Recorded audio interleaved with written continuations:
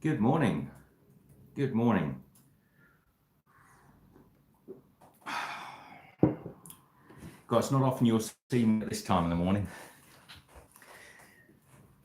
7 a.m. here in Japan. So who's in? There's a few people waiting. Say good morning. We went down, we were going to do this live from 7-Eleven. We're having some problems with the internet in 7-Eleven. It just won't connect. I've got to do some research. Whoops, we're going in and out of focus. So we need to do a bit of research. If anyone knows anything about that, by the way.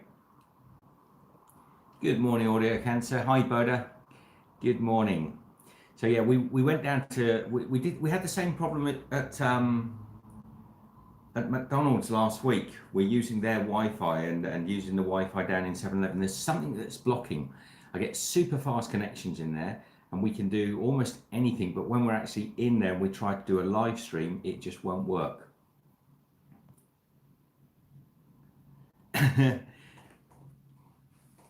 You saw it in the photo, Buddha, did you? We did. It's in our little freezer here, mate. So yes, Boda's just saying, did we manage to get the iced cherries?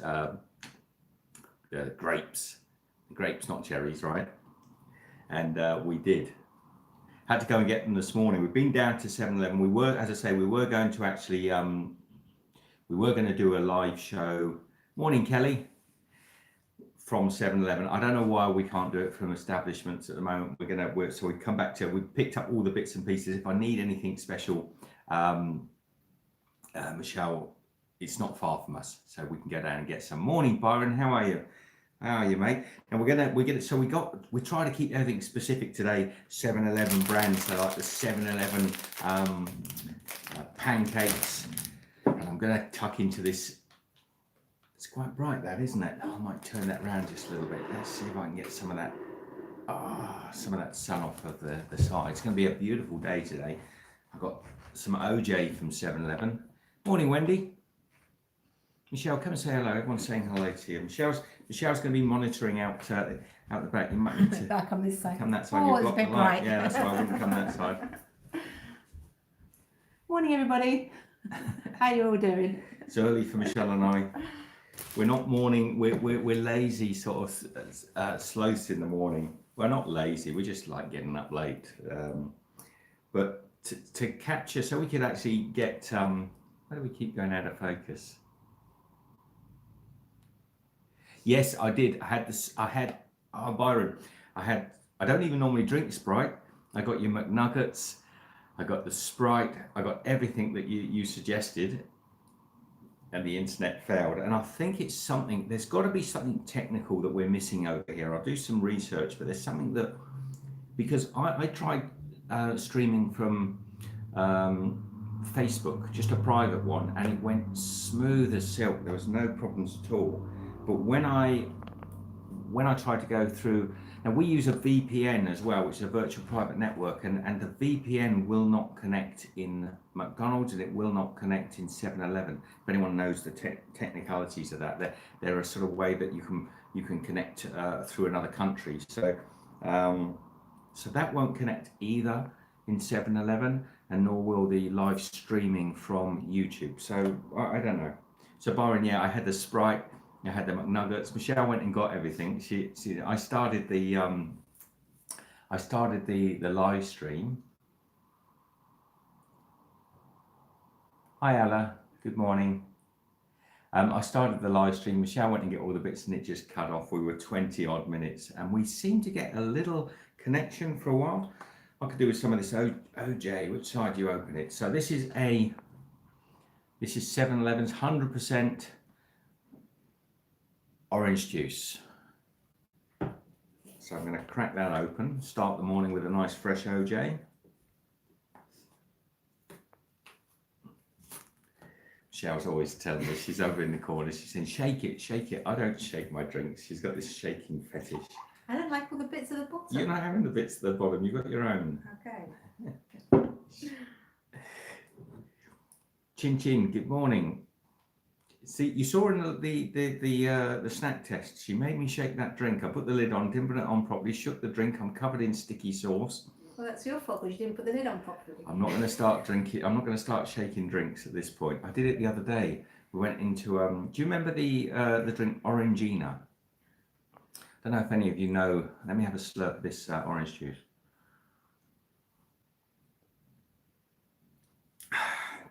Good morning. We also got, just sidetracking, got a muffin, but from 7-Eleven. So this is a 7-Eleven sausage and egg muffin. So yeah, there used to be a drink. That's the fizzy drink. That's right, Beverly. They used to say shake the drink, wake the drink, but it is slightly fizzy. But it's got little bits of pith in the bottom. So when I get an Orangina, I do give it a shake because the advert told me to when I was a kid. And the girl in the store, she was like mortified because I was shaking it. She said, "Oh no!" She said, "Can't shake it." I said, "No, you shake the drink." So I do shake some drinks. Now, Boda's saying maybe close that curtain to your right, or would that make the room too dark? Which one? This one here. Yeah, I can pull it over a bit, Boda. It's quite bright, isn't it? Is it that one? Go and try that. No, that's all right. That's. I think actually the glare's coming from this one. Yeah, you can close them both. I don't want to close them both because then I'll be sat in the dark, which defeats why I sat this side. Try opening the other one. I want a bit of light, Boda. How's that? It's quite a glare off there, isn't there? Turn it around a little bit more. Oh, we'll turn that round. I'll turn it round and come back. There we go. We're all in. Beautiful. Lucky this table's nice and light. Lucky everything's from IKEA in our little apartment. So Martha Micah says, "Hi Michelle and Steve, good morning to you. Good morning to us. 5 in the evening. Love your trips, enjoy and live." Thanks, Martha. Good morning. With chocolate pancakes says, "Hi Steve, I'm new."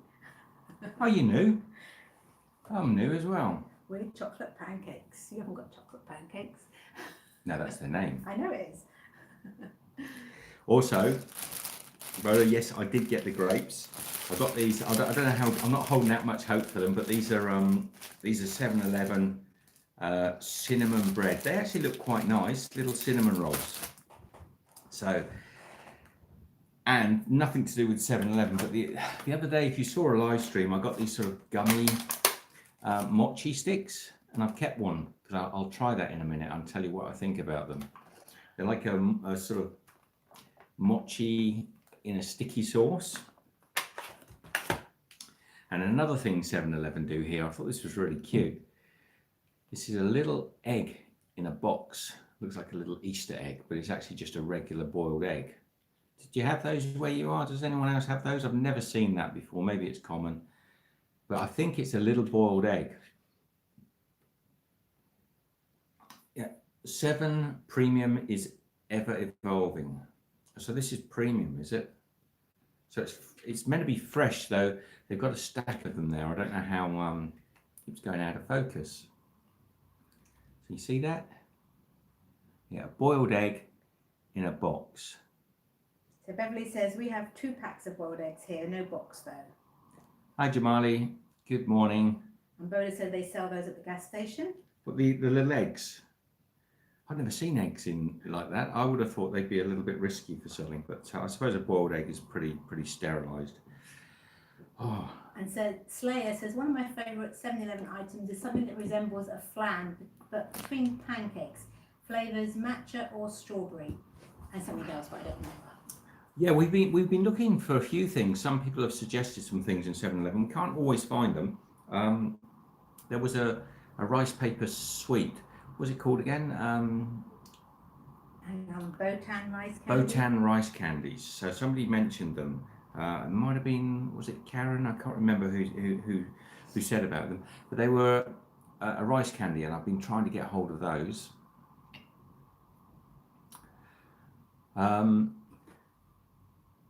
I'm also going to go with my favourite pot noodle or cup noodle here in Japan. This one I really like. I don't know if you know this one. I say I really like it. I just think it's kind of cool. It's a cup noodle, but it's in a square box, and it comes with a little sachet of what do they call it? Kewpie mayonnaise, but it isn't Kewpie mayonnaise because it's actually got a wasabi, like a bit of a peppery sort of hit to it. So we'll make that in a minute. I'll pop that on. I'll show you how we make it as well. Michael So M exciting. says morning, Steve. Who was that? Michael M. Morning, Michael. Good morning, good morning. It is morning as well for Michelle and I. It is 7 a.m. We're up at 6. I haven't seen that 6 o'clock in a long time. You know how we travel? We travel around the world. We've been traveling for years now. As a rule, we have one thing we always do is we never get early flights. We never kill ourselves getting out of bed early to go rush into the airport. I mean, I'd rather pay a little extra and go at 6 o'clock in the evening than I would get up at 5 o'clock in the morning, because I'm not a morning person. So Boda says, I've always wanted to try those types of noodles. Boda, these noodles. Go on, was it? Michael says it's 11 p.m. here. Oh, you must be in the UK, Michael. I think it's about 11 in the UK. Yeah. So look, you got this little plastic sort of cellophane wrap around the noodles, and when you take it off, it's struggling to focus today.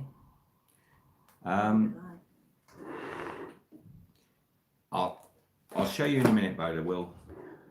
Bognor Regis. Julia from Bognor Regis. What should we start with? What would you start your breakfast with? Out of focus, Steve. So Michael says, I'm in the UK, what's the weather like there? The weather today and yesterday and the day before has been gorgeous, Michael. Most of the weather in Japan has been freezing and cold and damp, like sort of, for the UK, like sort of January weather in the UK. You know, it's been sort of proper gloomy weather. We're good, Michael, thanks. But it's starting to pick up. You know, it keeps trying to sort of get into spring, and then it drops back into winter, and it gets into spring. But the last 2 or 3 days have been absolutely gorgeous. Something about Fukuoka in Japan is it's one of those windy towns. It never seems to stop blowing. So you get that a lot in towns that are at the bottom of a country. Sort of, if you think about Melbourne is a little bit like that. Wellington in New Zealand's like that. Southampton and the south coast of England is a little bit like that, always blowy, and I think it's something to do with being along the bottom of a country. You must get some sort of wind system. So Fukuoka is almost constantly a little bit windy. So Audio Cancer says, how much Japanese have you guys learned during your stay? Give us examples. Do I look like a performing seal? Give us examples. Ohayo gozaimasu. You know, before you come to Japan, if you're not, sorry, I'm just straightening out the camera. Ohayo gozaimasu is good morning, by the way, Audio Cancer. But, you know, we all learn how to say konnichiwa, and everyone sort of rushes around school going, konnichiwa, konnichiwa. Well, konnichiwa is good afternoon. I didn't realize that. So it's not really a term, it's not something people say to each other that often in Japan, unless it's after midday. And then by the time the evening comes around, there's another saying which I've forgotten. It might come to me if somebody mentions it in the afternoon. But yeah, so you don't say konnichiwa. Of course, I'm about to eat, Michael. So Itadogamaus, which is my favourite one. Itadogamaus is, I think the correct terminology is etadogamasu. Etadogamasu, they always say just before they're going to eat in Japan. And it's a friend of mine, Eric, here in Japan, he uses a mnemonic which is itadogamasu, and it always makes me crack up. So I say, Is everyone saying konbanwa? Konbanwa, good evening, yes, konbanwa. So You clever people. A couple of people said that. You're all on Google. Michael said the weather here went mad yesterday, raining for half an hour, then sunny for half an hour, continued like this all day. Oh, well. The weather here, we went for a walk to Hakata Station in Fukuoka. The station is huge. This station is massive. I don't know if I've seen anything that big. Yeah, it's much bigger than anything we've got in Australia, isn't it? It's possibly like some of the big American ones in New York, I think, but it's a massive station, Hackett Station, and we went for a walk there and had a butcher's around the Hackett district, and it's nice. We always get off the small streets. I've done a couple of videos. I'll be putting them up shortly. I'm working on one for Wednesday and another one probably for towards the weekend, which are just walking around Fukuoka. I actually finished that last night, Michelle, so that's going to go up. And we actually managed to find a little takoyaki store. How long have we been in Japan? Yeah. What's Michael talking about? Oh, that's Michael and CBeebies are having a little All conversation. right, you carry on, guys. No worries. Okay. So where was I going? Oh, we found a little takoyaki store and had takoyaki, which is like a little ball pancake, and they put mayonnaise and I think it's a okonomi sauce. I'm not sure if it's called okonomi sauce. Maybe somebody will say, but I think it's an okonomi or that they use for the okonomiyaki, and so they put that on the takoyaki. It's really good, wasn't it, Michelle? Did you enjoy that? It was good. Well, we know we enjoyed it. We did enjoy it. They put a little bit of squid inside. I got to have something for breakfast, guys. I didn't get up this early to chat to you people. Jamila says, how long have you been in Japan? We've been here probably close. We're getting up to a month, or just over maybe a month, and we maybe even longer. And we're going to, let's open these cinnamon rolls. The takoyaki has octopus. Yes, takoyaki. It has octopus, and the guy puts a little bit of octopus inside each takoyaki. That's really cool. I filmed him making it, so I've got a little clip of that I popped in the video. Oh, look at these cinnamon rolls. Look at these. Got a nice little glaze on the top. You want to take one, Michelle? I'll take one. Oops, before they fall out. Oh. So 7-Eleven brand cinnamon rolls. Is that focusing? Just about. Just about. The CBB says, what's the things that you've encountered or continually struck as being amazing or disappointing?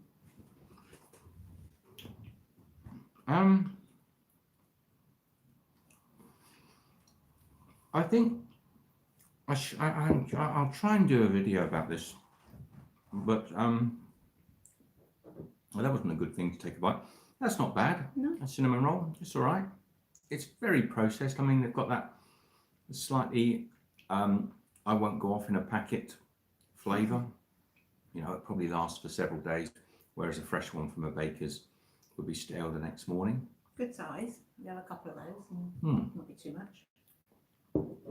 So that's the 7-Eleven cinnamon bun. It's got a little bit of a glaze.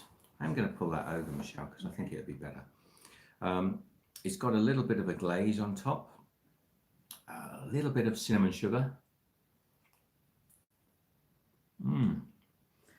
So Michael says, have you seen any of those fancy vending machines yet, Steve? Michelle waits until I take a bite of the cinnamon roll. She asked the last question at the end of the last bite. I'm going to, 2 questions there I've got to answer. Don't let me forget, Michelle. All right then. I'm reading, I'm not watching you. Oh, they're sweet. Very sweet. I'm not a breakfast person, so I don't tend to have much of a breakfast in the morning. A bit of fruit's usually the best way to go.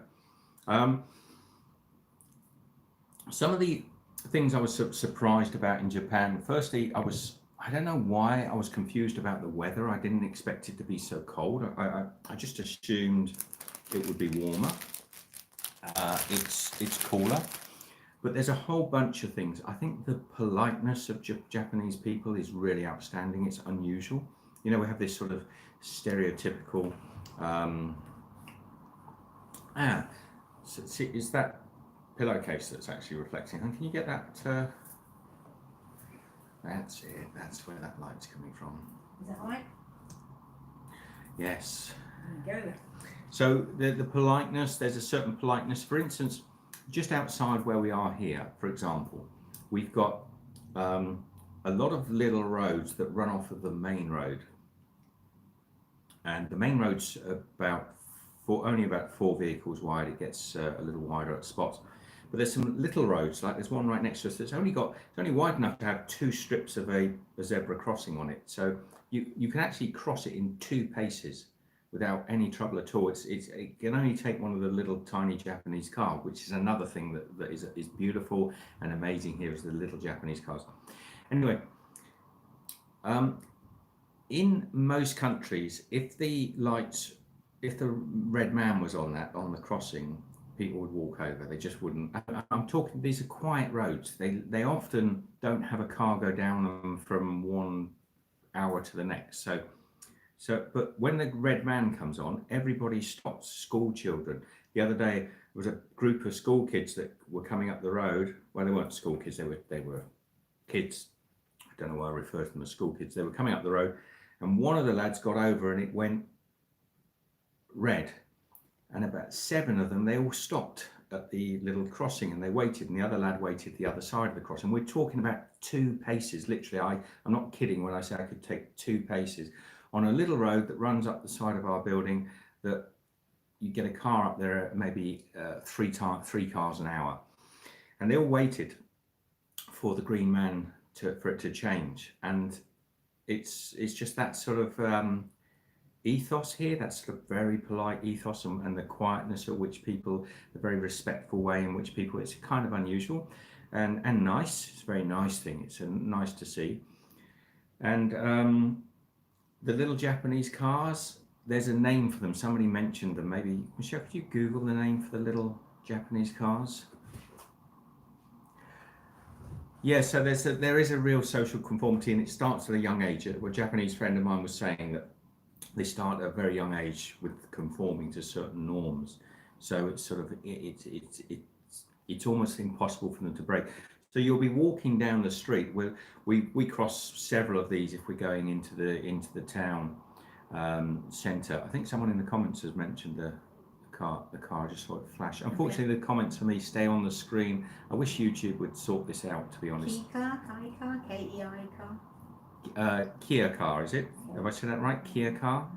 So the tiny little Japanese cars, they have more of those little cars here than any other country you'll go to. It's just because they've got brands. There's even a BMW here that I've never seen anywhere else in the world that's a Kia car. It's kind of like tiny.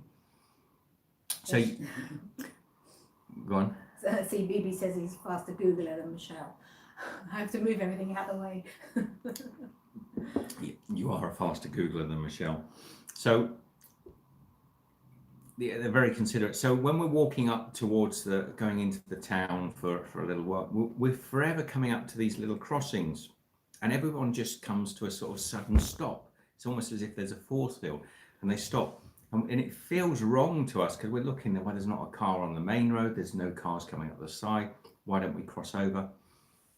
But we've learnt to be respectful of that and just stop at the crossings. We're not in a hurry to go anywhere. But it ends up can be sort of several. Now and again, anyone who's in Japan knows this is there's always somebody that will break the rule, but it doesn't encourage everyone else to. So, and it's always, I'm not talking about tourists or anything. There'd be mostly.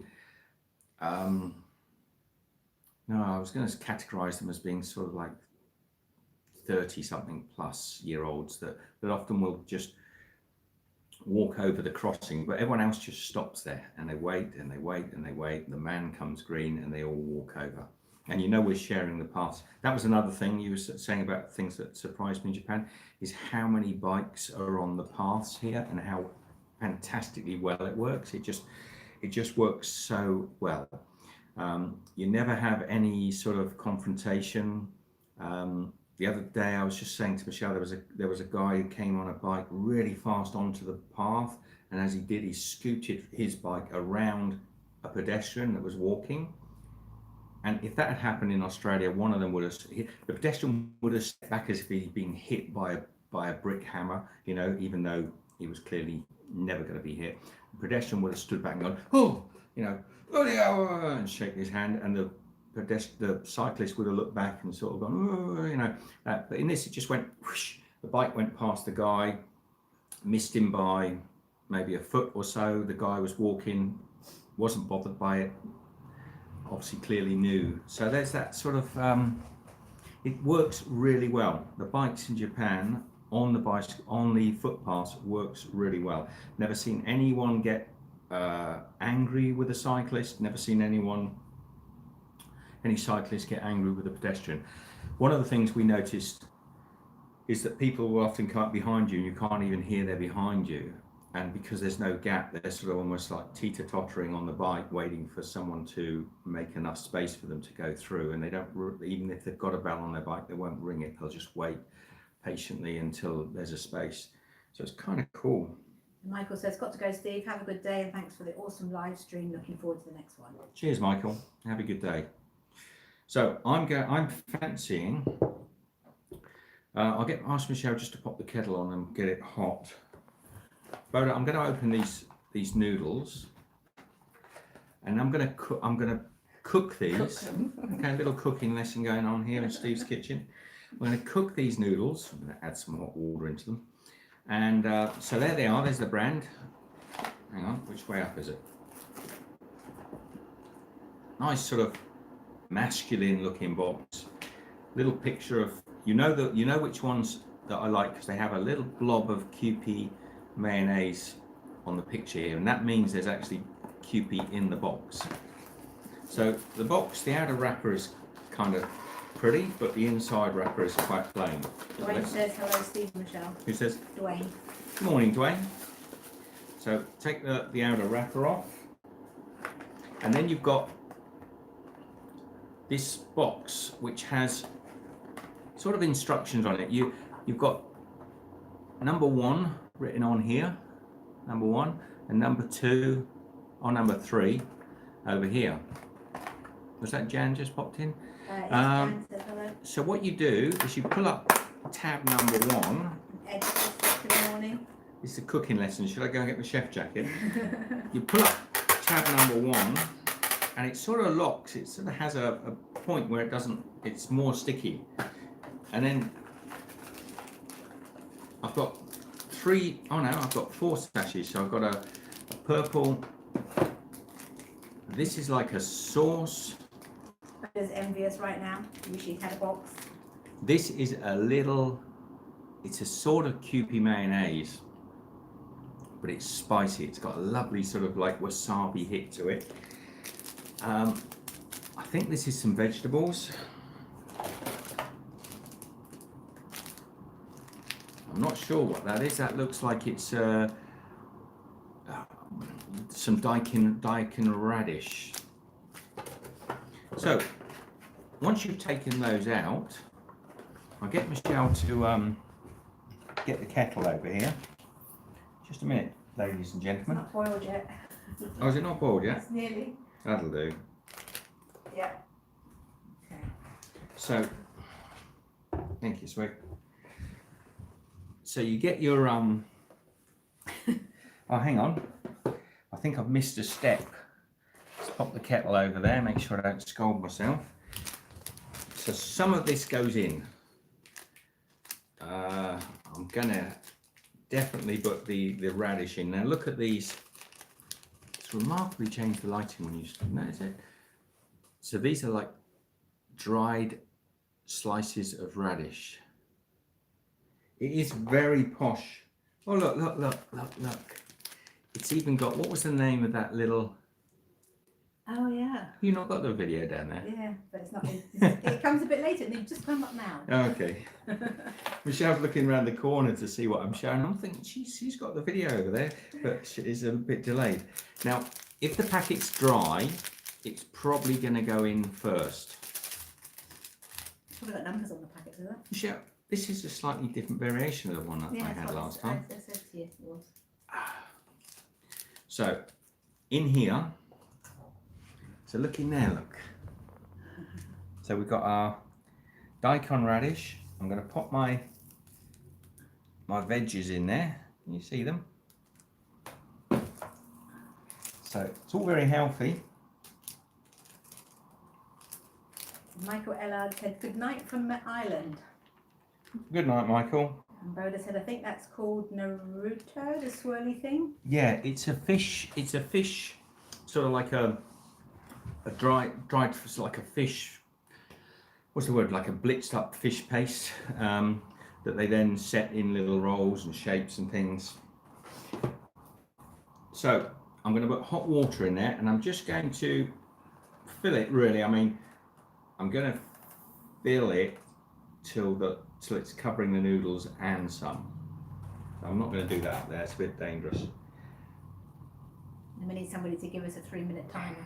Yeah, then I need somebody who wants to give me a 3-minute timer.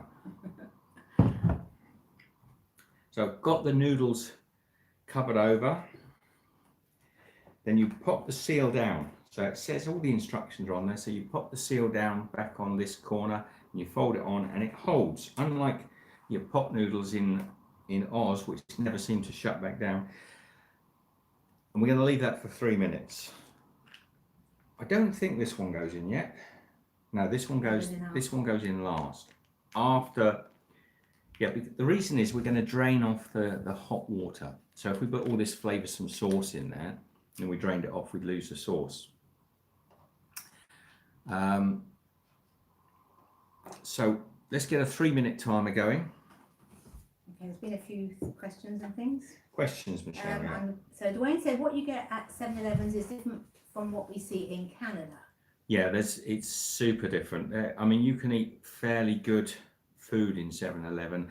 I don't say it's fantastic food because I've done a Smackdown this week. I filmed a Smackdown comparing two 7-Eleven products in 7-Eleven to a restaurant product. I'm not going to say what it is yet. Don't ask me because I won't say. But it's interesting because although 7-Eleven does provide really cool snacks, I wouldn't say, for example, these in 7-Eleven are 200 yen. So what is that? That's about $2 US. So you're talking about $2 US. It's not expensive, right? But if you buy that same box in the supermarkets, that will cost you about 120 yen. So about 80 yen less. So quite almost half the price, and it would be for the convenience of shopping in 7-Eleven, you're paying more. 7-Eleven obviously like making a lot more profit on their product. So yeah, think about that.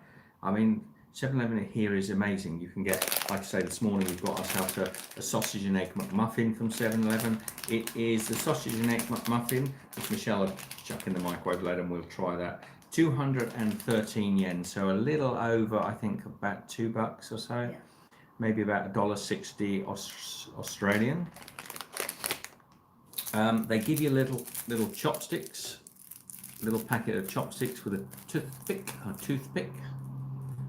And the 7-Eleven chopsticks are quite nice actually. They're quite, a lot of the cheapo chopsticks are not. I like the way the 7-Eleven ones are made. They've got a nice, I'm not a big fan of wooden spoons and things, but they've got quite a nice feel to them. So, God Atom says, hey Steve. Hey God Atom. Somebody asked, have you found the fancy vending machines yet?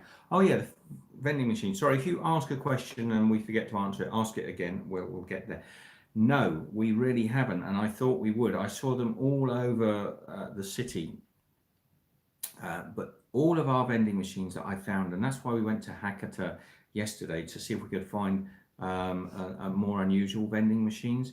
But they're really only selling cigarettes, drinks, and that's it.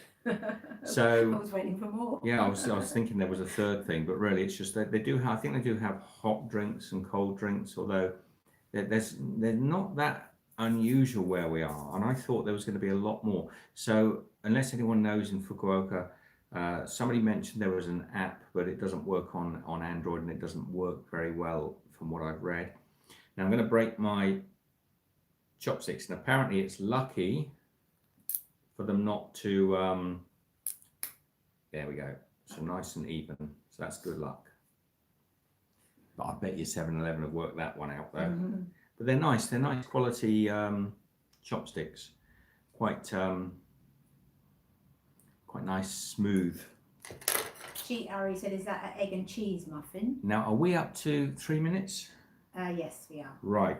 I don't want to overcook these because you know it's a cooking show after all. Now you've got this second little tab here, and it just peels off the corner, and you can see it's got like a sieve, like a rinsing sieve. And I'll ask Michelle to do it. She's just going to pour out all the hot water. Leave a little water in there because I like a little moisture in the noodles. You couldn't learn how to use chopsticks, Barry? See, I lived in Asia for quite a while, so I've never really had any issues with them. What's up? Just your vegetables. So that's drained off now. So the last thing you do, have you tried to, oh, what was that pop-up the last comment? Have you tried the pop-up restaurant in comparison to the one you waited an hour for? Yes, we have tried some other pop-up restaurants. They're all fantastic, to be honest, but I know what's happened. I think what it is with that one that we waited an hour for. Hey, Stephen, good morning, buddy. Steve Halberber's in, so that's nice. Stephen, I'm teaching how to make pot noodle. How advanced is that? So anyway, we're going to peel off the whole foil lid, and inside you see how the little daikon radish, the little fish, everything's sort of cooked through perfectly. Now I don't like to go, if you go over the 3 minutes, colour keeps changing as well on that screen, it's going sort of purpley. If you go over the 3 minutes, you end up with, it starts to taste a little bit like overcooked spaghetti. So where's my sachet gone? Why have I got lots of empty? So the purple sachet, which I conveniently put over there, this one will have the main sort of sauce in, and usually it's got a tearing instruction, otherwise you could spend ages trying to get it off. No, I don't think this one has. We're just gonna go with it. Now, what was the question I was dealing with just there? Pop-up restaurants. So yeah, well, the pop-up restaurants are really good. And I think the one that we went to. See, have a little look, see if you can see a tear line on there, because I've looked every corner. I can't see a little starting break. Okay, you found one, yeah? Ah, there was one there, look. They're never where you expect them to be, and they're not often marked. I think because that one that we went to has some real history. It was like the 1960s, I think. So this sauce, okay, this is like a, I'm in the dark here now because I've closed all the windows. We're just going to pour it in there. It looks like a broth, actually, like a very thick meat sauce. I'll pop that in over my noodles. I want to get every last little bit of it out, but that's not often easy. And then you get a coating on the noodles there. You can get your chopsticks in. Give this a stir through. Yeah, so they were one of the originals that came up with that style of frying their noodles on the street, and that's why I think it's so popular. So look at this. Look, you've got this beautiful ramen here, and it's all coated in sauce. I really dislike pot noodles and cup noodles. They taste so processed, and whenever I've had them, it's out of desperation normally, and I really dislike the flavors, the sort of aftertaste that you get from a cup noodle or a pot noodle. But these are not like that. I find them not too bad. We found them, they just seem a real cut above the rest. Cupid. Oh, the main reason I went for this. Thank you, Michelle. That's all right. Got my little sachet. It's got the little bottle of Kewpie on the side, and you take this little corner off. So it does show you. Pinch that little corner off, and over the top of the ramen, you put a sort of squirt of this Kewpie mayonnaise. Now it's not just Kewpie mayonnaise, it's actually like a horseradish mayonnaise. So it's really got a nice kick to it. Yeah, it's got a little bit of a sort of wasabi. So God Atom said, what made you choose this city in Japan to visit? Well, the main reason, I'd never heard of Fukuoka before I came to Japan, is because it was next to Busan in Korea. And we wanted to go to Korea first. And I'm not a big fan of flying all the time. The flying gets on my nerves. You can actually get a boat from Korea to Japan. And where it comes in is Fukuoka. And when we arrived here, we just found it, we liked the city a lot. We decided to stay here for a month. And we are going to go some other places. But yeah, no, we're enjoying it. There's one big problem in Japan. I think Japan needs to sort of get on top of this actually, is their public transport is good, but it isn't great between cities. It's expensive. I know that they've got the bullet train and they sort of rave that it's the best in the world, but it's also too expensive for my liking. I mean, we wanted to just go down to a little place called Beppu, which is only a couple of hours here on the bus. It's going to cost us like $200 just to go there and back, and I can fly to sort of the Philippines or somewhere for that sort of money.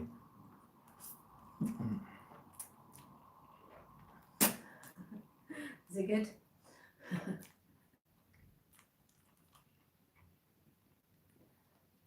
Slayer says, I hope you can make it to Maid Ramen in Akihabara, Tokyo. The parfait is really great over there. Thanks a lot for the live stream. Enjoy your stay in Japan. Greetings. We will. And God Adam says, I only like freshly made ramen noodles. In the UK, there are some restaurants that do this. But in the UK, you can't get ramen like this in a box. It's not bad ramen, you know, it's really not. It's not great ramen, and there's always that taste, there's a flavor. Most of you know, who are sort of keen on your foods will know there's a sort of, I had ramen in a restaurant last week, and even their ramen tasted a little bit like it came out of a box.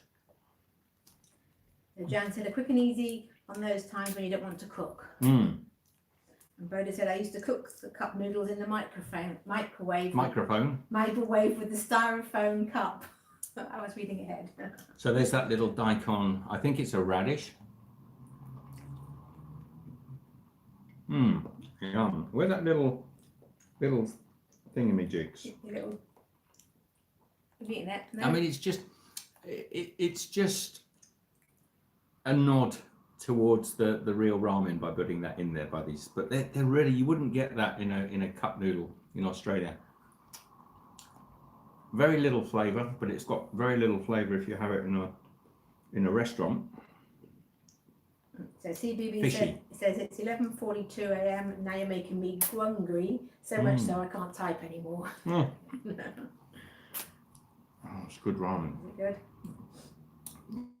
You know, I've got used to, as we travel around, and I lived in Southeast Asia for quite some years, so I've got used to having these sort of savoury meals in the morning, and it does work. They really hit the spot.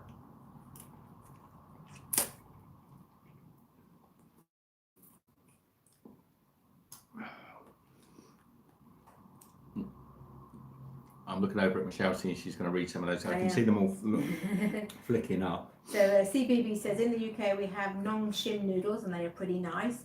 We also have Itsu, which is an awful Japanese fast food place. Sam Boyd said, hi Steve and Michelle, coming in late to the conversation. Is this street food you're eating? No, this is 7-Eleven food this morning. And CBB says, umami flavours are the best. Yeah, umami is, I mean, it's interesting. It's certainly a lot of Japanese food is built around that umami flavor. I tend to think I know umami has a sort of slightly saline, salty sort of back kick to it, but I still think it's very similar to savoury. Let's see if we've missed any.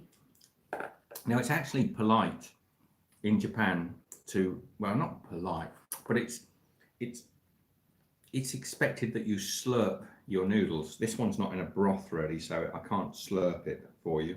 But you know, it's not unusual. When you see people, sometimes they say, "Oh, it's rude to sort of slurp." No, it's here. So Audio Cancer said a little while ago, question: when I watched the head cheese video the other day, it made me realise that you have someone filming with you in the kitchen. Who is your cameraman? Michelle, perhaps? That's me. You know, when I did the head cheese, I'm not sure you were filming. Oh no, I think I did a little bit of it, but no. I think mostly back when I was doing those earlier charcuterie videos, and that, I'm not sure Michelle was filming. So it's always been Michelle on the other end of the camera. Occasionally, my son would jump in and do some when we were in the house in Australia, but. In the early days, it was all on a tripod, so it was just me. But if you noticed there was someone filming, it was probably Michelle. So God Atom said, I'm hoping to come to Japan for the Olympics as a volunteer. Cool. There's their Om Nom Nom mukbang session. It does seem. So, they're not bad, those noodles. Do you want to try them, Michelle? Or you want to? Yeah. Johnny said, I always thought umami and savoury was the same. Well, it's umami, Michelle, not unami. Well, I'm just reading it quick.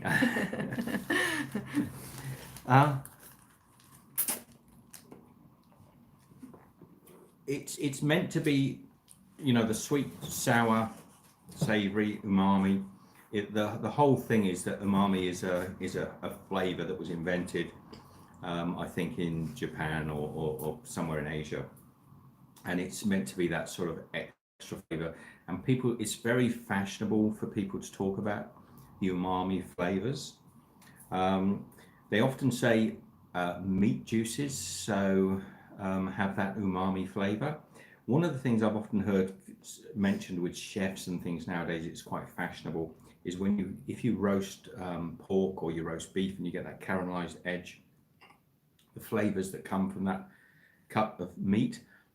You know, when you get that, you know, dads always want to cut off at the end of the joint and have that dark roasted piece of meat, and that's got those umami flavours. Well, to be honest, that's savoury, isn't it? So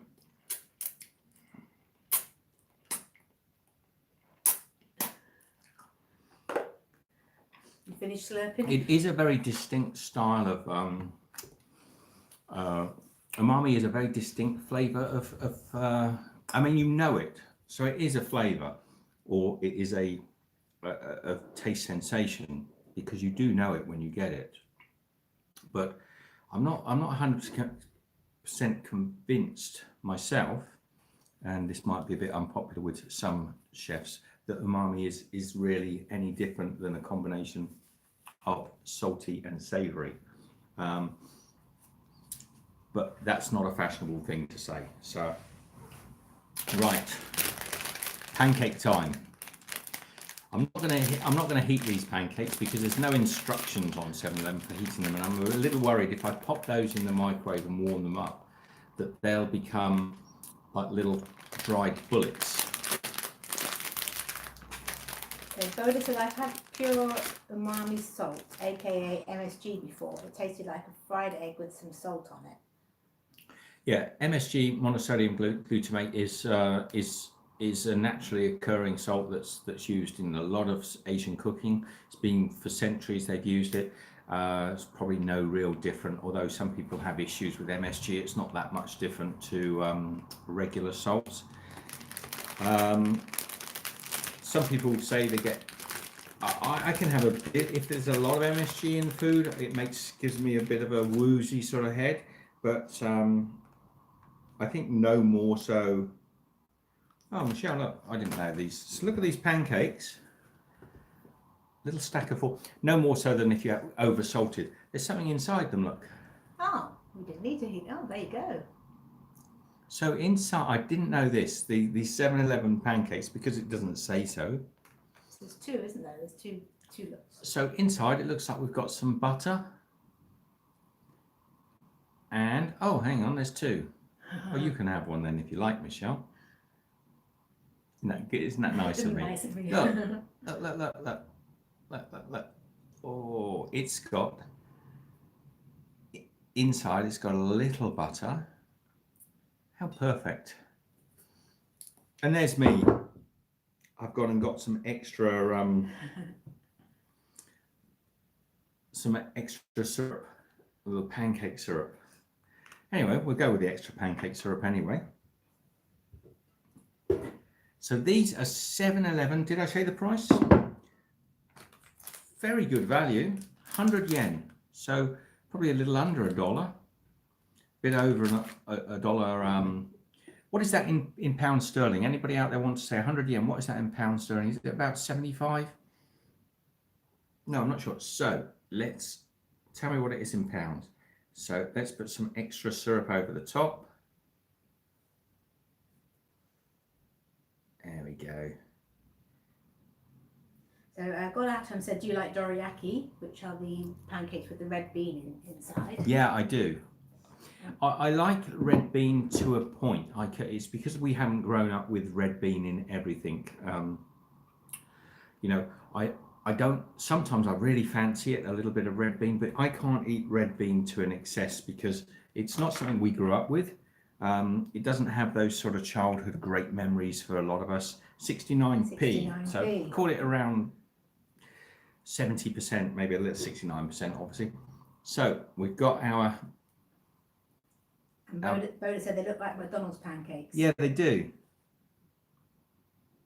What's CBB say? 68p, 128 Australian.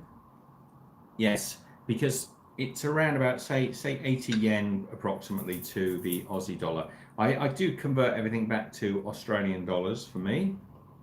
It's just the currency. A lot of the other, I mean, the dollar, the US dollar and the British pound, they don't mean a lot to me, as the euro doesn't mean a lot to me, and I mentioned this before. So it's hard for me to get my head around them, but I do tend to give my prices out in US dollars because I can work out how many US dollars there are to an Aussie dollar, and most people can do that as well. So, but if I just say the Aussie dollar, a lot of people don't know the exchange rate. So that's just pancakes. Not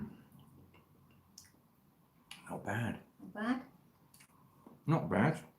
I think you could have microwaved them just for maybe 5 seconds. Yeah, would have been difficult, wouldn't it? Now I've got my own real smoky sauce on there, so possibly I can't taste their one, but I'm pretty impressed with the fact they've got butter, and we were going to buy butter, but I could only find a great big block. We didn't need a big block. CBB says, you know the food and things you buy in Japan to eat, will Australia allow you to take any of it home? I hear Oz Customs is strict. Oz Customs is very strict, but you can take foods into Australia that are packaged, unopened foods. You can take most of them back into Australia, so there's not really any big issues. They won't let you take in seeds and spices that are... They will let you take spices in actually, but not if they're open packages. Boda said, do they taste better than McDonald's pancakes? No.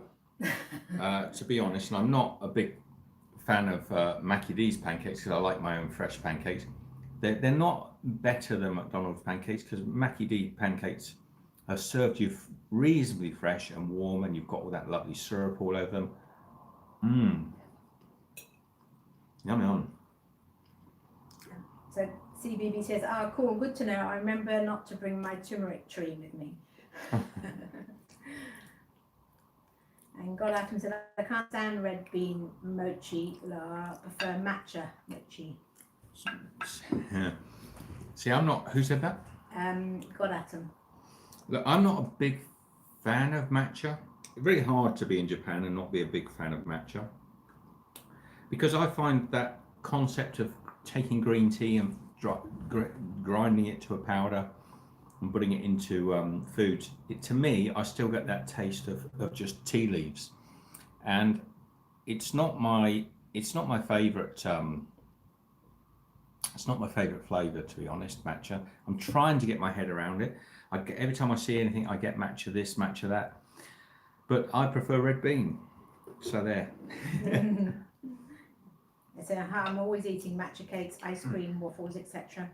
No, I don't like matcha. So look, the actual pancake syrup that's inside, I think is nicer than my one. This is a sort of maple syrup. Look, you can see it's just oozing out the corner there of the pancakes. So that's there. It'll be an artificial maple syrup. It won't be a real maple syrup, obviously. It'll be a false one. But quite often,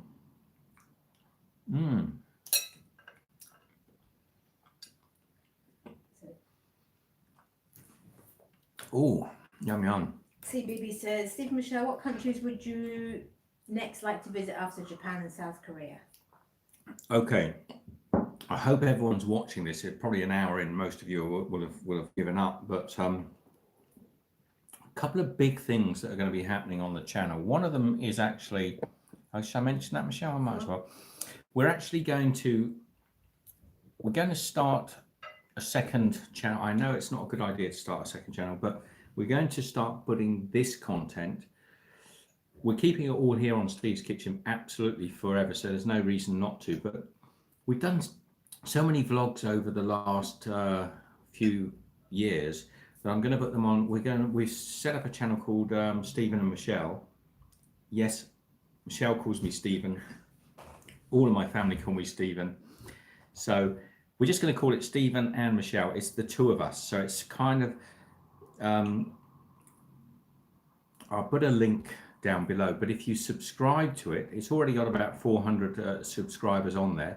But if you want to subscribe to it, we're going to, we're just going to call it simple Stephen and Michelle. We thought about this. We went up with all sorts of fancy. This channel used to be called Stepping Off the Edge, and we set it up a couple of years ago to put the vlogs onto, because it was about keeping the vlogs off of the cooking channel. But we're actually going to put all of our old vlogging videos onto the Stephen Michelle channel. And if you want to subscribe to it, you'll be able to, some of you may not have been here since the beginning and you might have missed some of the stuff. We're going to be putting up a video every single day for about 4 or 5 months on that channel. So you can get sort of like overkill of Steve's Kitchen. It's all the best of the vlogging videos. I'll get Michelle to put a link in the description. So get across there and subscribe if you want.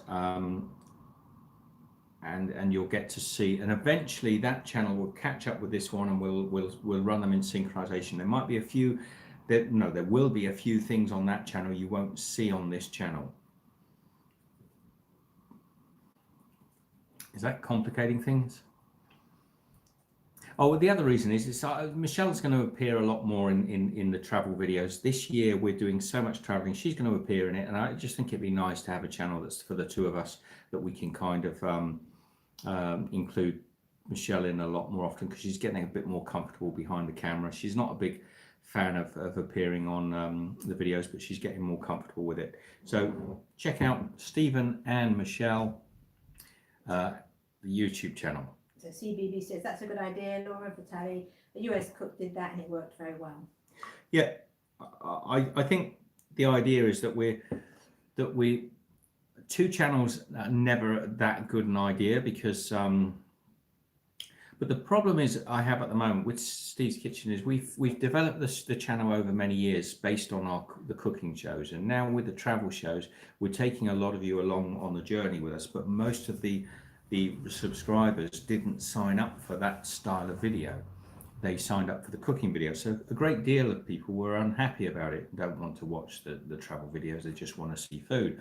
And that's fine, we're including food in the travel as well. But I thought we'd put up a new channel that's got, you know, a lot of people say, oh, you've got 200,000 subscribers and you're only getting sort of like 500, 600, 1,000 views on a video. That's because we're really a new channel. Steve's Kitchen traveling in this way is a brand new thing, and that audience is not with us. So we wanted to start a new channel that is specific to the travel and the experiences that we have. So check it out. Graham Patterson says, hi Steve and Michelle, I've really been enjoying your travel vlog so far. It's become my morning routine with a coffee. Beautiful, Graham.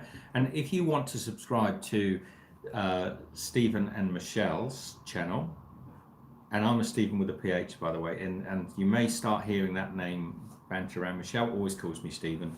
Most of my family do as well. But all my mates call me Steve, so I'm happy either way. It doesn't bother me at all. But we thought we'd keep it simple. If you want to subscribe to that channel, you'll be getting a daily video. Not yet. It's going to start. We're working hard on it. There's going to be a daily video on there and some extra content as well. Some stuff you might have missed or not seen before, going up on that channel. And it's not a lot of extra work for Michelle and I because it's older content, but you'll be able to see daily all the stuff. And there's 100 or so videos on that channel already, I think. So Boda said, I like that your channel is still food-based. Well, it is food-based, Boda, but there are times, as you know, when we're not just talking about food. And I think that's the thing I want to do with YouTube, is not to be constrained to what YouTube wants me to do, you know, the algorithms and things, because it doesn't matter so much to Michelle and I. We're not so desperately wanting to have any fame, or we just want to have fun and enjoy our lives. And so, you know, if what we do turns certain viewers away, then so be it. Do you know, I might get Michelle to do the sausage and egg McMuffin, otherwise it's going to be so late. We need a new plate, I think, Michelle. Right, I've got one here. So we'll just, is there any questions there? You want to go through them before I think I'm quite caught up. Can roll me? Do you want the plate to heat up? No, I'm going to take it. Okay. So yes, the Stephen and Michelle channel is going to show all of our travel vlogs from the beginning of time, basically. So there'll be quite a few hundred vlogs on there. Some new stuff, some extra content. You'll be able to get across there. Did you put the link on there already, Michelle? I put it on the description. I always just put it in there. No, you can. Oh yeah, put it in the. Pop it in. Michelle will pop it up on the screen. Get across and subscribe if you want to. Don't. Like I say, we're not great on being. So there it is. And there's some content on there if you want to check it out. I love that video of the train that goes through the market in the Mekong market in Thailand. Check that out if you haven't seen that. There's a train that goes right the way through the market stall, and that video's on that channel. And the whole market just moves out the way. The train comes through, and just literally as the train exits the market, all the vendors pull their awnings back out and slide their food back out onto the tracks. Within seconds, it literally, there's a great. I'm quite proud of that video, because Michelle and I spent ages getting all the film for that to demonstrate, and we got it. I think we filmed it really well. So check that out. Now, the other day, by the way, somebody said to me, try these mochi balls. Now, I can't remember what they were called, but basically they sell them in the supermarkets here. Hey Morris, how are you? So they are a sort of glutinous mochi on a stick. So does that make it not a yaki? And they've got this sticky sauce on there. He said you were already subscribed. It's not a new channel. It used to be called Stepping Off the Edge, Larry. So I did it a little while ago. We were going to use it, and then we decided not to. We keep it all on Steve's Kitchen. But now we're going to put the stuff on there and let it run in the background until it catches up with where we are, and we'll decide what we're going to do. So these are these little sort of mochi balls on a stick, and I thought they were going to be delicious. Let me explain to you what they are. Good. Right. You've got that lovely mochi sort of chewiness, but this sauce that's on here, that's not nice. Well, it's not nice. It's just a little bit like sort of raw gravy. It's actually meaty. It's like the meat juices. It's like the meat. Oh, Michelle's popped that in the microwave so the sausage McMuffin's heated up. It's like meat juices on a sweet sort of mochi ball. I don't like it. Michelle really didn't like it. I ate. I won't waste that. I'll probably still eat it. But yeah, it wasn't good. So I don't know if it's that particular one. This one came from our local supermarket here, so it's a Sunny supermarket, so it's their own brand from their own bakery department. But rather than being sort of like caramelized or sort of like toffee and sweet, it ended up being like meat juices at the bottom of the roasting pan, but on top of a sweet dough ball. So a little bit weird. So did you read Graham's comment? Which one? Because I love how you sample all sorts of foods without worrying about health consequences. Too many vloggers I'm following are preaching veganism. Yeah, don't follow them then. Vegans get a little bit, and not all vegans. I've got some very good vegan friends who are not this way, but some vegan friends get a little bit too militant, and I get it. But you know, it's like religion and all sorts of things. You don't have to ram everything down everybody else's throat.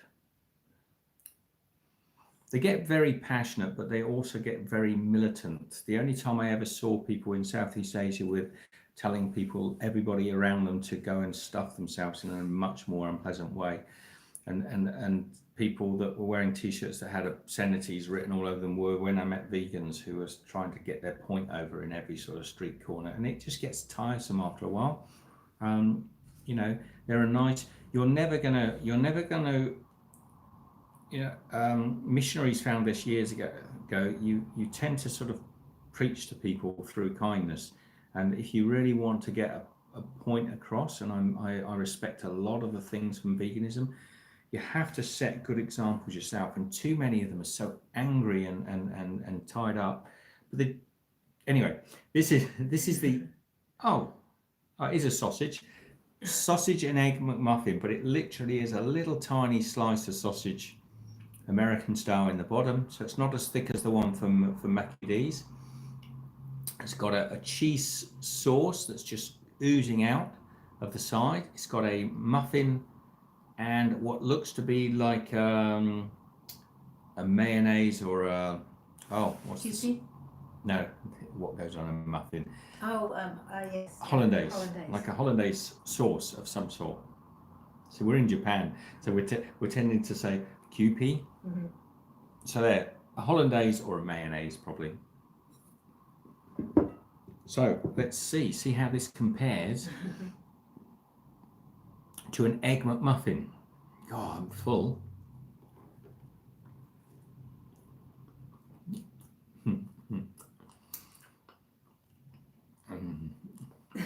Oh no. I wouldn't think it compares very well. No, it's no. Sorry, straight off the bat. Sorry, 7-Eleven. Now, an egg McMuffin is not health food, but this tastes very plasticky, and the mayonnaise is really sour.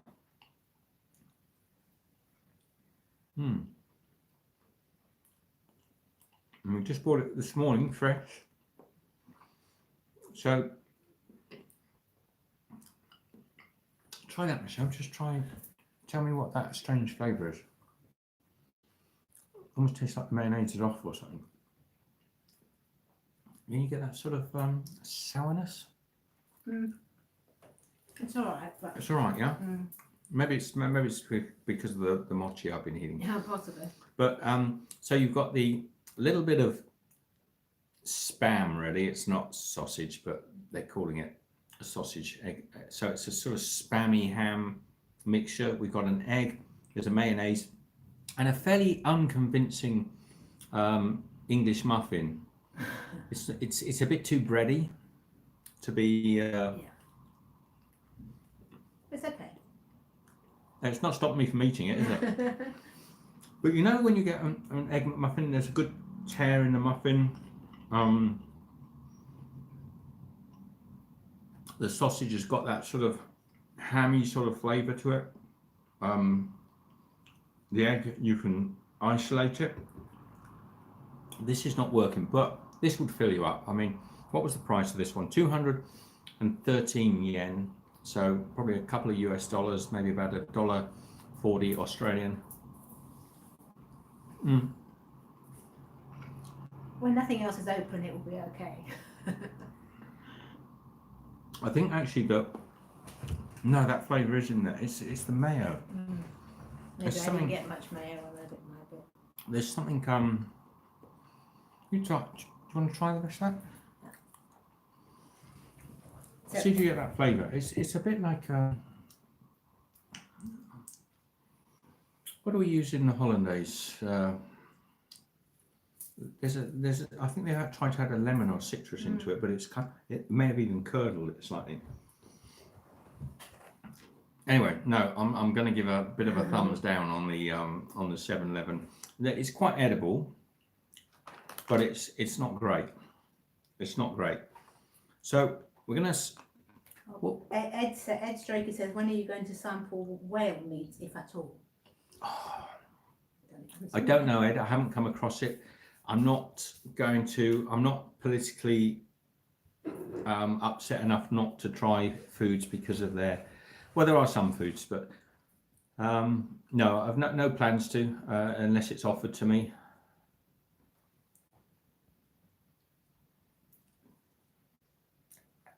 G'day, Sam. Sam's off to bed. Off to bed. Good night, mate. It's getting late in the UK. So, what was the best thing here? I haven't done my little 7-Eleven egg. Oh, and somebody was saying about other places this year. And the reason I said about the other channel was because this year we are still traveling a lot, but we've got some real. I'll tell you what we don't want to announce, but I will tell you what we're doing, even though it's not an announcement. We're trying to travel from Australia. What we want to do is travel from Australia to Europe across land. But because of the nature of the start, the kickoff of this, you've got to fly to get off of Australia. You can't come to Japan without. Well, we did. We came by boat, but there's some places we have to go to this side of the world that you can't get to unless you fly. We're hoping to go to the Philippines, so that's a little news you've heard here first. We're hoping to go to the Philippines. Can't really get there without flying. But what we want to do is take you on this fantastic journey from Australia to Europe, all over the place. So we'll be bouncing like a crazy pinball through wonderful countries and food places all over the place. Yes, Australia is an island. That's off of it.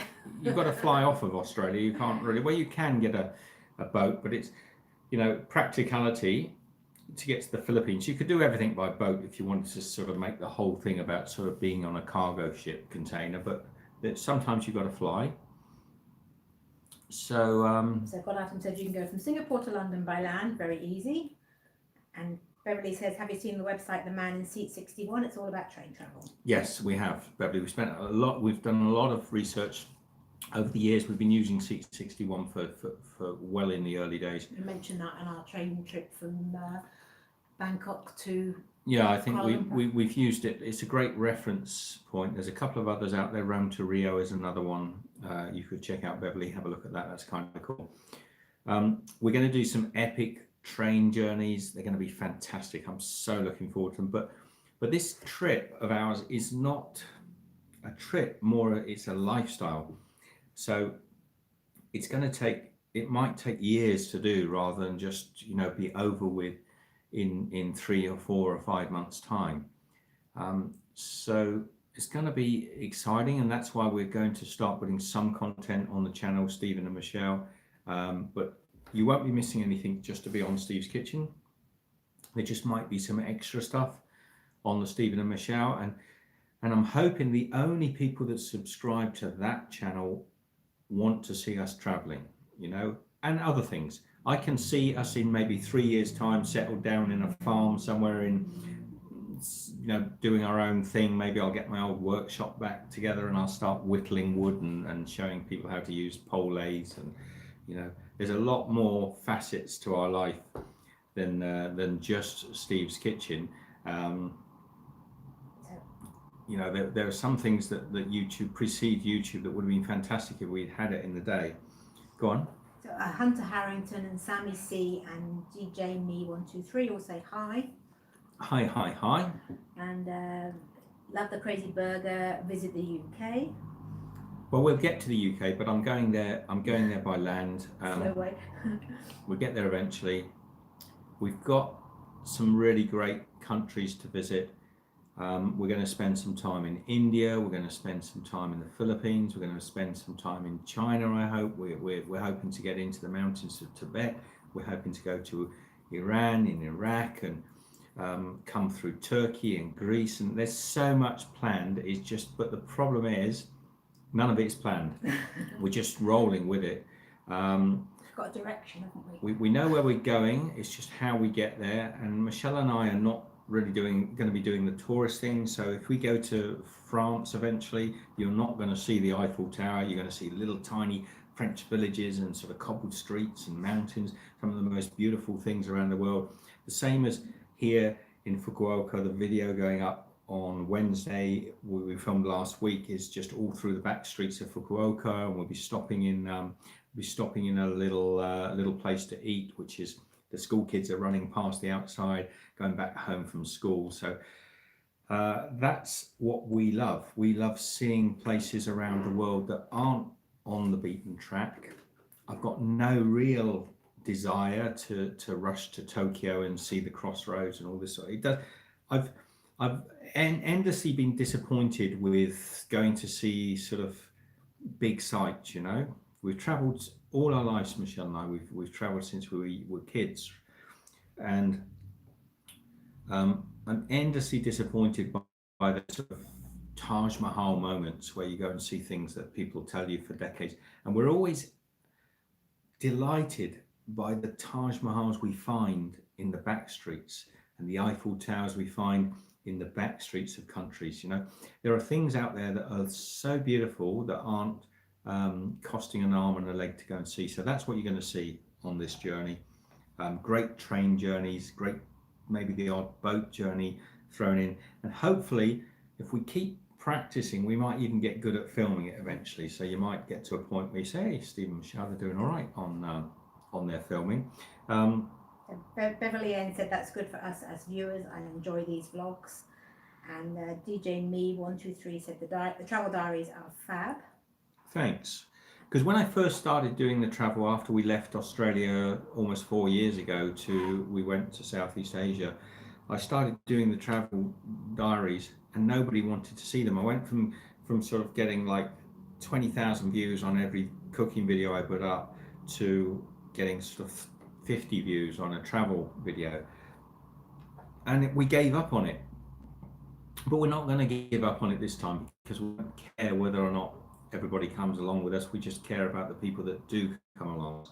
And when we get, you know, to where we're going, I think this whole journey, I was going to entitle this The Journey Home.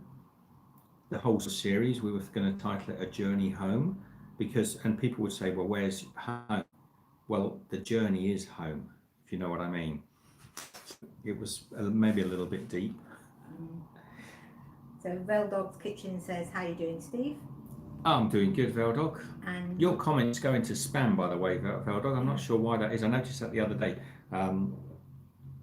Maybe you're commenting too much on stuff, or somebody's... Anyway, that's sorted now, mate. I found them. I don't go in on my phone into the spam section and I missed them. Apologies. And Mona says, Stephen Michelle, sending much love, listening but driving.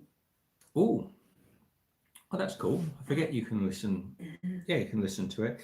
What else have we got? I mean, there's this egg from 7-Eleven, which I don't really feel like now.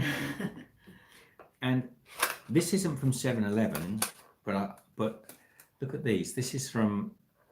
Oh, let me get the lid off. These are these beautiful little mochi.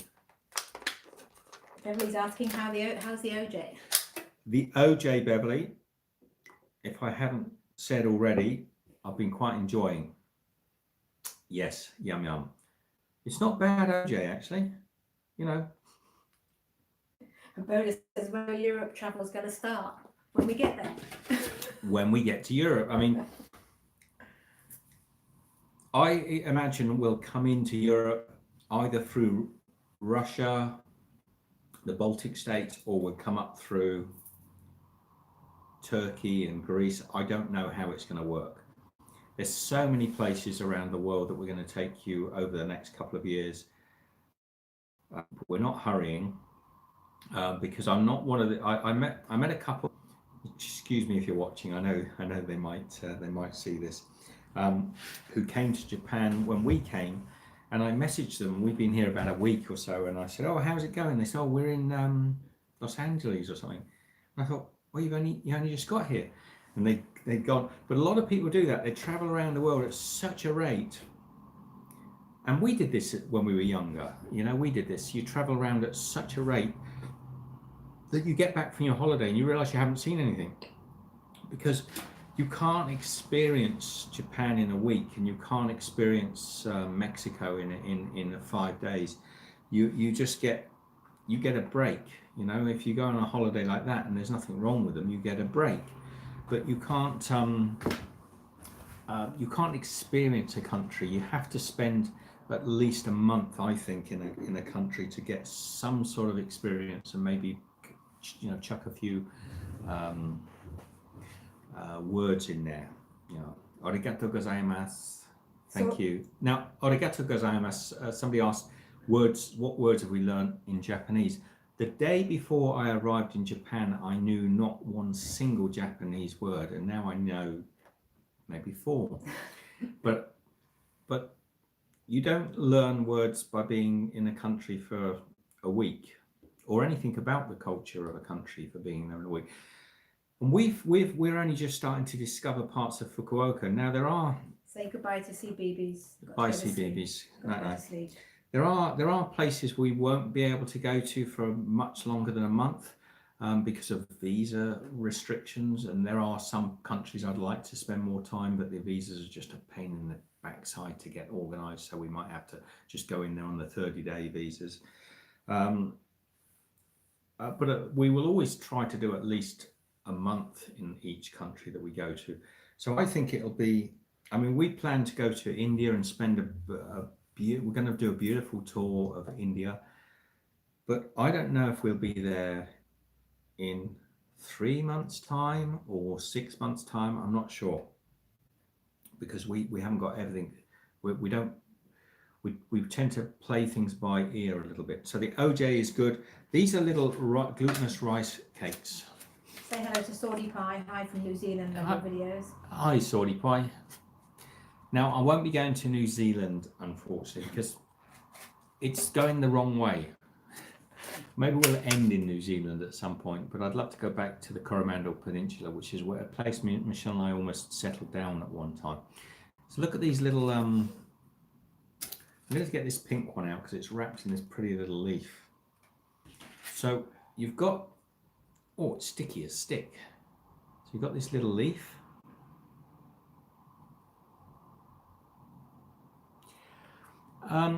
No, I don't mind you asking. Somebody's saying about the finances of traveling. Mm-hmm. Look, we have some savings, not a huge amount, but I can tell you that Michelle and I spend less money traveling than we do when we're staying at home. We're very frugal travelers. And if I could write this down and explain to people, I would do, but I'm a terrible procrastinator. I think it is wrapped in a cherry leaf.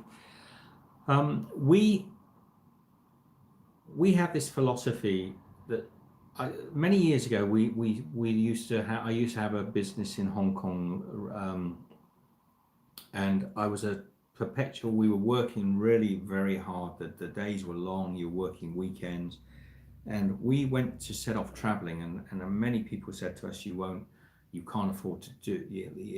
It'll be too expensive. It'll be too complicated to go with young children. And we just set off and did it, and everything worked. You know, we took 3 young children traveling. We homeschooled them, and everything worked. And it went on for years and upon years upon years. And we found that whatever the world threw at us, we had a way of finding a resolution to it. So no, we have some finances, and we have it's complicated it's we're not super wealthy.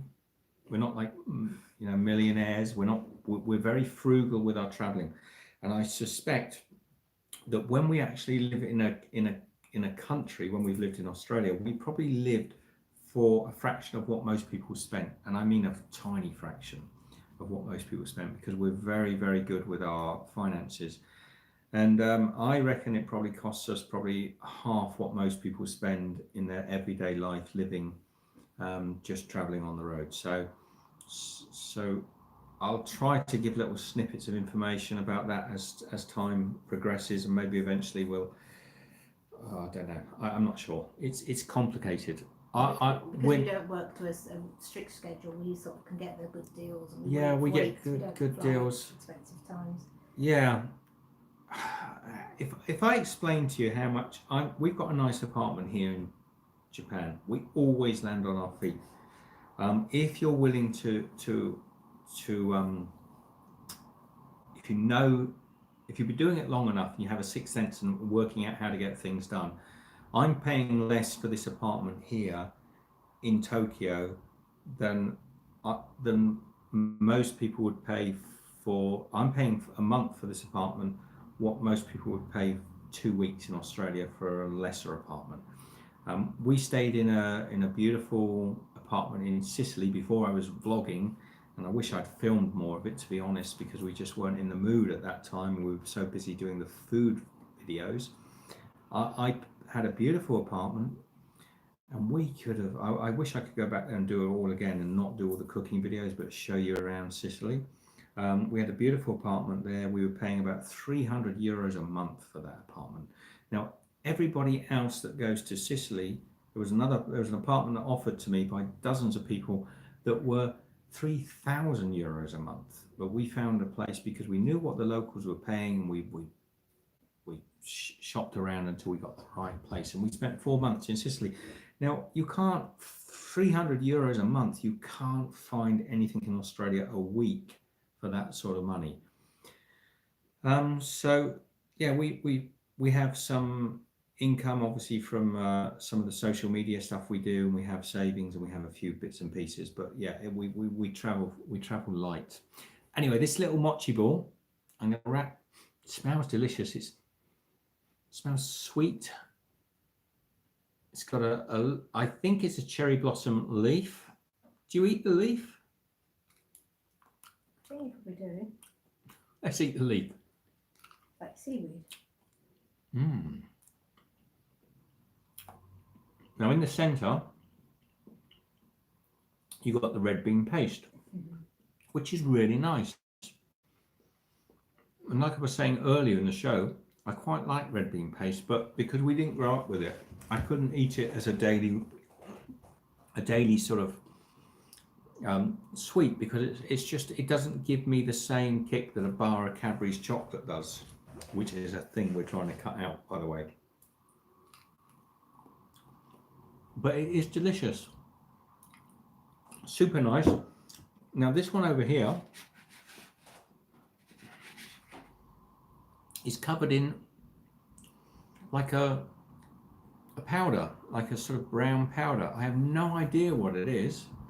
I've got a feeling it's going to have red bean in the centre. What do you reckon? I think so. I thought it was coconut, but it's not, is it? On the outside, no. Let me just... Let me just taste that. That is strange. I reckon that's just a rice flour, maybe some very plain seasoning. And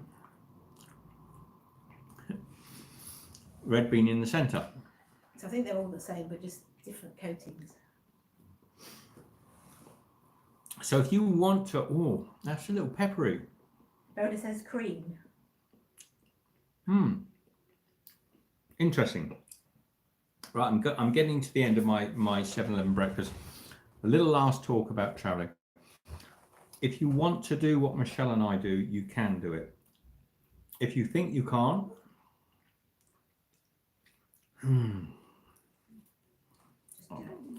just do it. You know, if you want to do something like this, just if you want to. I'm not saying you should, because I wouldn't encourage people to do it. I think it's actually can be quite a tough life sometimes, because one of the hardest things, many years ago, a good friend of mine, John Burt, said to me, Steve, he said, if you start traveling, it can become addictive, and sometimes it's hard to stop. And when I was 21, 22 years old, and John said that to me, I really hadn't got a clue what he was on about. I thought, you know, you're talking from an aspect that makes no sense to me, you know, from an angle that makes no sense to me. But now it makes a lot of sense. He said it can become a problem. You can't stop. And Michelle and I have that issue. We can't stop traveling because we love it so much. But in a way, it makes it quite hard because we see other people settle down. So, and we wish we could have that a little bit. But I see you're not so bothered. You love traveling, right? Yeah. We both really love traveling. So you know, you can look a little envious upon people who have that 9-to-5 lifestyle and live in their, you know, same town all of their lives. You can get really envious of that, but at the same time, we're pleased with what we do. We're happy with what we do. So anyone who's out there that wants to do it, really wants to do it, I can't give you any more advice than just do it, because it will work itself out. Trust me, it will work itself out. And if it doesn't, at least you tried. Yeah, never regret, but it generally does. And for those of you that just love to see Michelle and I travel, and I know a lot of you that just love to see it through vicariously through not vicariously through our eyes. That's the beauty in this day and age, that we can take you along. It's like having a family along with us and sort of sharing all the things we're seeing. It's like a diary of the experiences we're having. And I think the last 2 or 3 years, we were trying to take Steve's Kitchen on the road, and we were trying to we went to places where we were just cooking. So we'd spend time in countries and cities and towns where we were just cooking. And that was a mistake. We didn't get to see the towns, and we didn't get to share those experiences with you. So I think now we've got a beautiful little family of people. It's only small numbers, maybe, that are coming along with us and enjoying it. So if you want to, if you've enjoyed that and want, what is it? You know how all the TV channels now have like BBC One Plus, ABC 2 Plus, so you can get like extra. Well, now we've got Steve and Michelle. It's like a plus channel, so you can watch all of this stuff an hour behind and some. So get across and subscribe to that channel if you want to see some of that stuff. Boda said, do you stay at motels or do you rent a place? Motels living is, when you see us doing a lot of motel living, we're really spending, because even if you stay in a motel and you get the most amazing deal, and you say, oh look, it's only sort of $50 a night, well, that's $500 for 10 nights, and that's $1,500 for a month. $1,500 for one room with a bathroom going off the side of it. You wouldn't, if you were in your own country, you'd say, oh, that's crazy expensive, because you can rent I mean, in Australia, an apartment's going to cost you maybe $500, $300 to $500 a week for renting, Australian dollars. So that's 0.7 of a US dollars. $300 to $500 a week. But you're going to have an apartment. It's going to have a kitchen. It's going to have a bathroom, possibly a dining room, maybe two bedrooms, balcony and things. So that's $2,000, say, a month.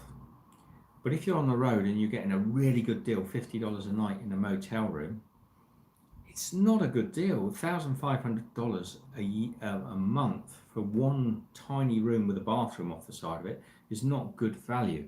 And you'd be lucky to find, to be honest, you'd be lucky to find a motel. I mean, you wouldn't find a motel in Australia for under $100 a night. So that's $3,000 a month.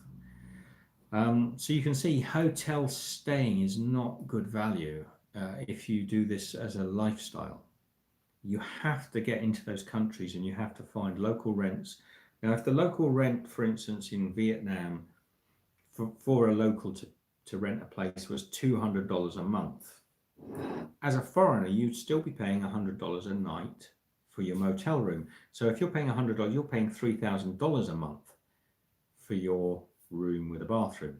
If the Vietnamese are paying $200 a month and you're paying $3,000 a month, you are grossly overspending on your accommodation costs.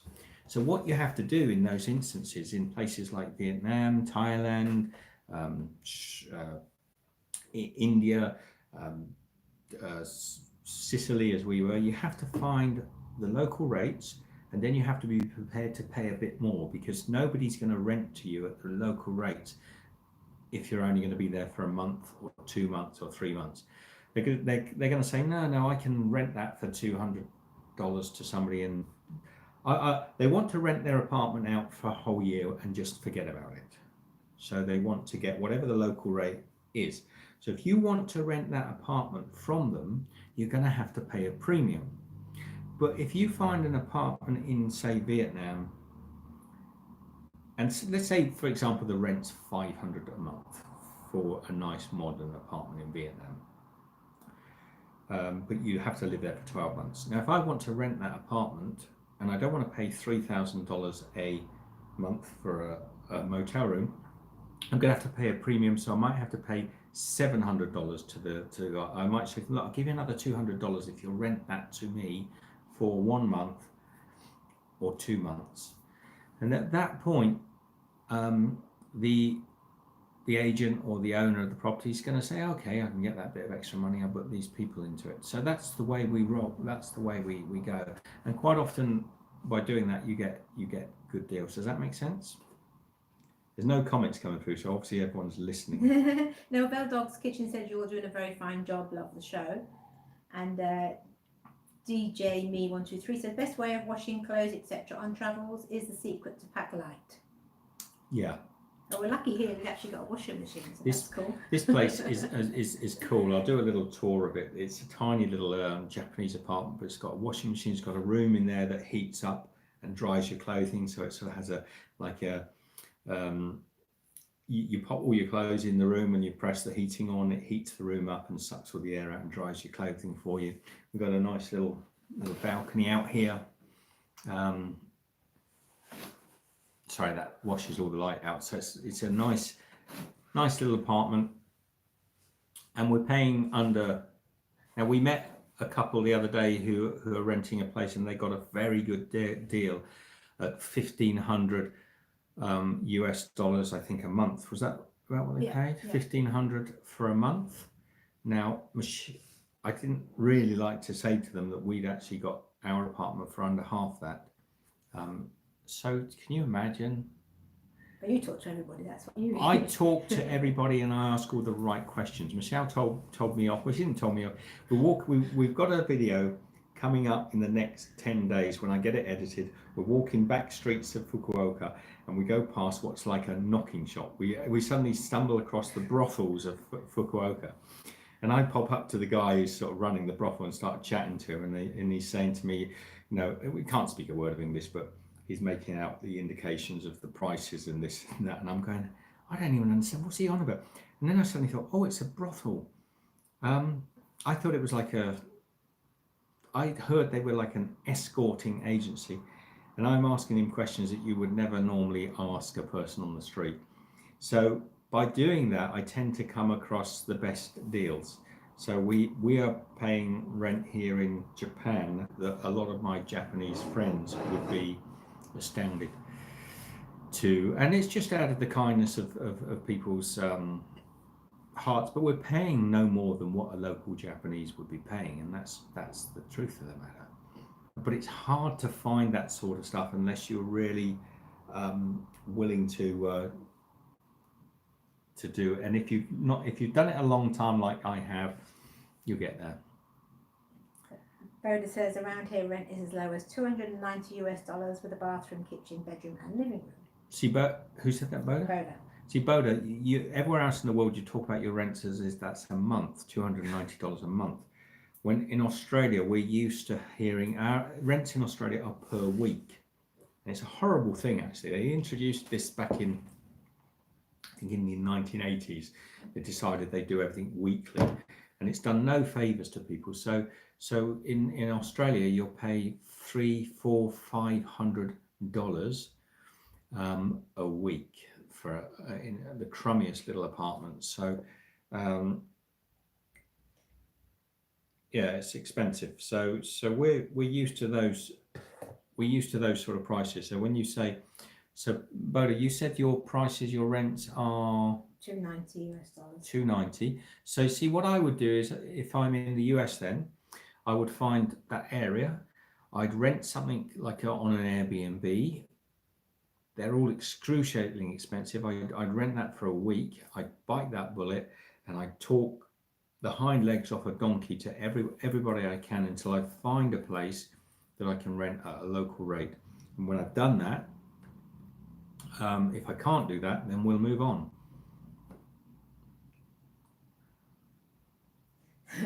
He says a week, that's theft. It is theft. Rent in Australia is very expensive. But you have to remember, Boda, that it is expensive. Our dollar is only about 70% of your dollar. So if it's $100, it's $70. So if it's $300, it's $210. So I'm not trying to say it's good, but it's technically a little bit less. But Australia is a very expensive place to live, but the salaries are very high. See, minimum salary in Australia is close to sort of $20 an hour. So, you know, even a young kid who's working in a supermarket is going to be getting sort of $17, $18, $19 an hour. So that's the way they justify it. But it's too expensive. It's horribly expensive.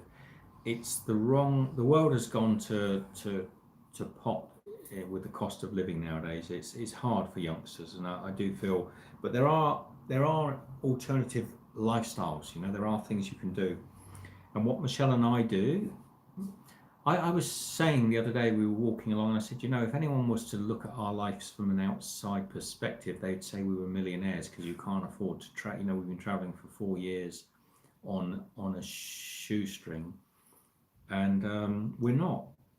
We're quite far from it, to be frank, but I see no end to it. And I think we can continue to do what we do indefinitely, regardless of whether the channel grows or whatever, because we can. And it's complicated, but not that. This coffee is the same coffee, by the way, I started the show with. It's ice cold, but I like cold coffee. Anyone else there like their coffee cold? Questions? Get me some questions in quickly before we sort of... You didn't open your egg. Gonna open... Just to check, it's just a plain boiled egg. Okay, I think this is a... So, Feather Dog's Kitchen said, no disrespect, I've got to go, Steve. You guys have a great night and a great day. No worries, it's been a long show. Hit that thumbs up before you go. Let's get it above 20. Anyone watching, hit the thumbs up. It's got a little pulling tab on the front of this egg, so I'm going to see that pretty picture. I'm going to ruin the picture. It's like an Easter egg. It should be chocolate, right? And then... The packaging is good, isn't it? Packaging is so clever. Then what do you do? Just pull it out. Pull the egg out. Comes out of the packet. And it is... Go on, get applause. Thumbs up for the egg. exciting. Rhoda said, with those prices, I'd travel forever if I was from Australia. Okay. Oh. Yeah, crack the egg. Give it a little bash down on the thing. Now, hopefully, they've done their eggs so they can peel them quite easily. And what is it with Michelle and I used to keep chickens for years.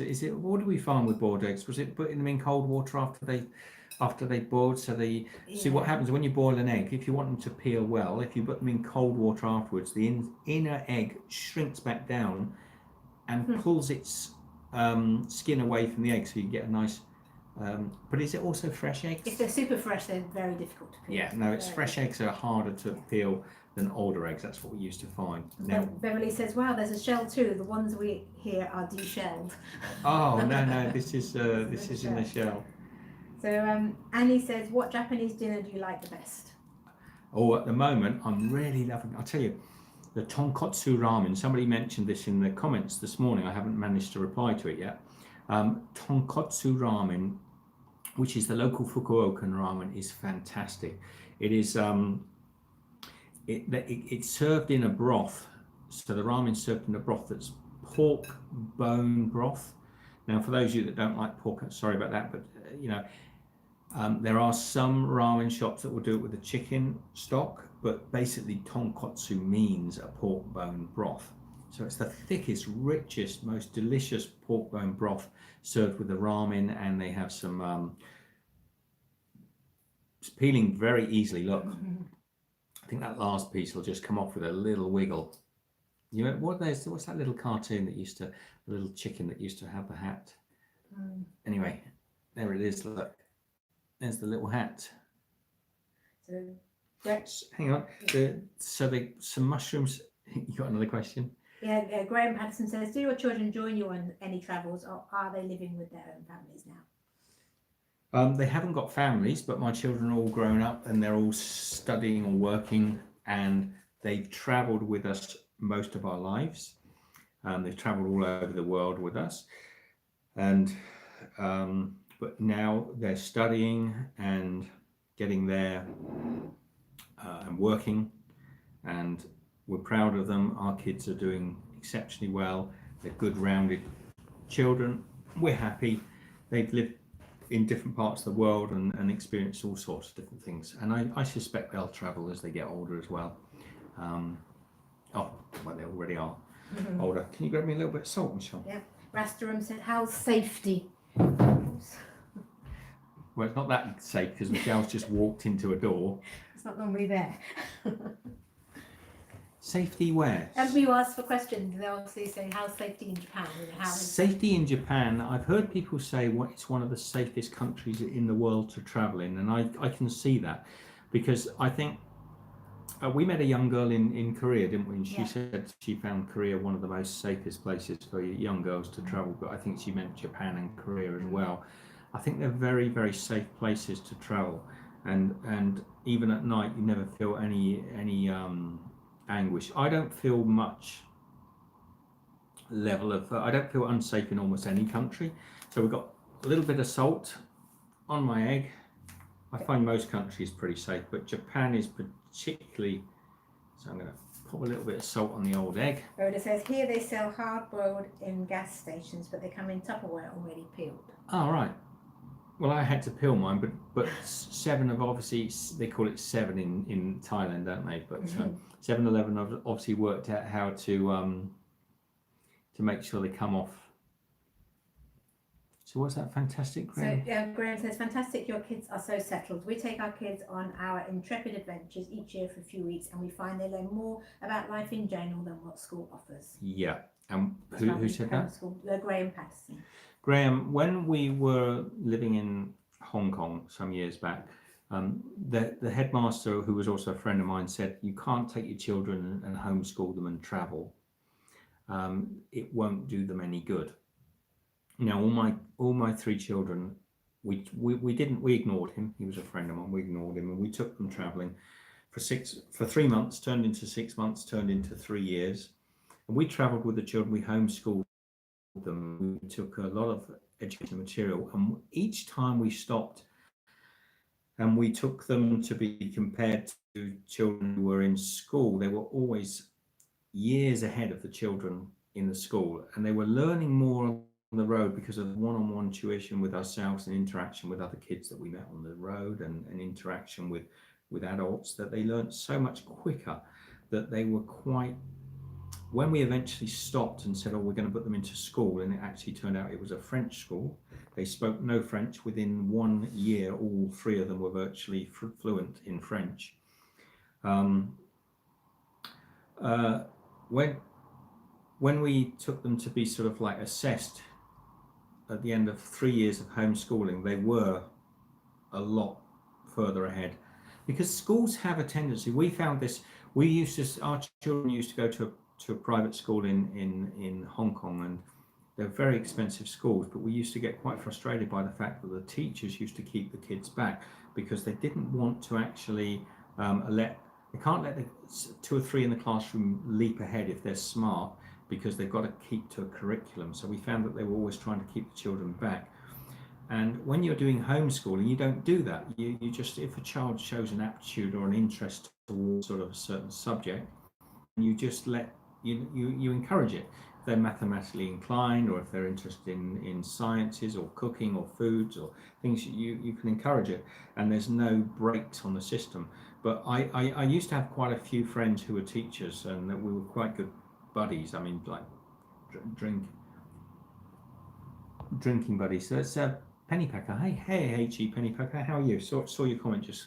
So, and they used to say, you know, we have to keep to a certain curriculum. So we often will take children who are quite smart and slow them down. So at the end of the year, they don't go into the next year knowing all the stuff that year's teacher has to teach them. And sometimes teachers would get quite annoyed with the, you know, year 5 student teacher if they came into year 6 and they'd already covered all the subjects that teacher wanted to cover. They get like angry with them and say, hey, you've covered all my curriculum subjects, you know. So they'd only do it once. The next year they'd know they mustn't get too far ahead of themselves. So yeah, so homeschooling was fantastic. Your kids will learn 100% always on the road. They'll learn much quicker than, and I always do an hour or two, didn't we? Yeah, we could do an hour or 2 in a day, and we were still packing in way much more information than they got. Because really, you think when you're in a classroom of 20 to 30 kids in a classroom, that teacher only gives maybe at the very best 2 minutes attention to one student in an hour. At the very best, they could do that. So the rest of it's all by rote, and quite often. The children are held back so much.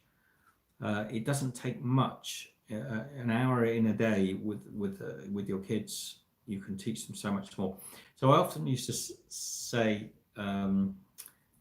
dear Andy Edwards, the headmaster at the school that we used to have, and I'm not boasting because it's not in our nature to be boasting or bragful, but all my children have got really good university degrees and gone on to be really sort of smart kids, you know.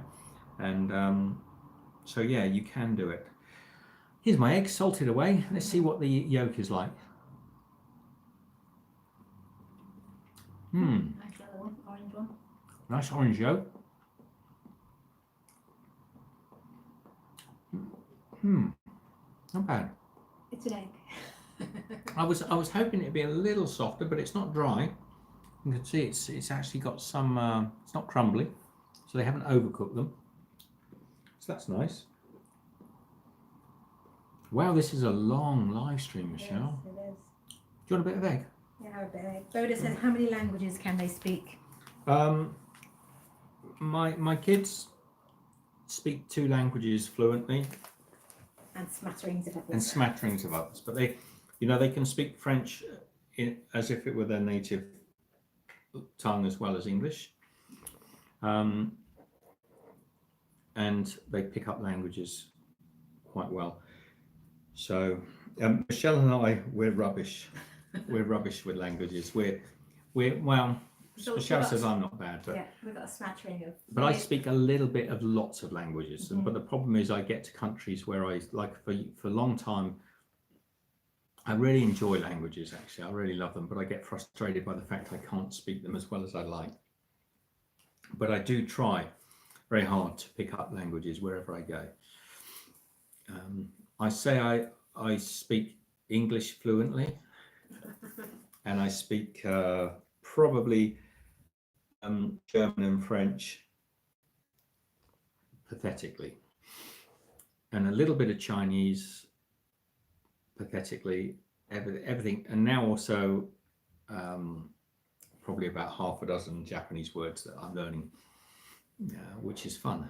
The Japanese language is cool. It's fun. I don't think it's a great deal of use outside of Japan, but it's a great language. Lots of words. It's a very complex language, quite a hard one to learn.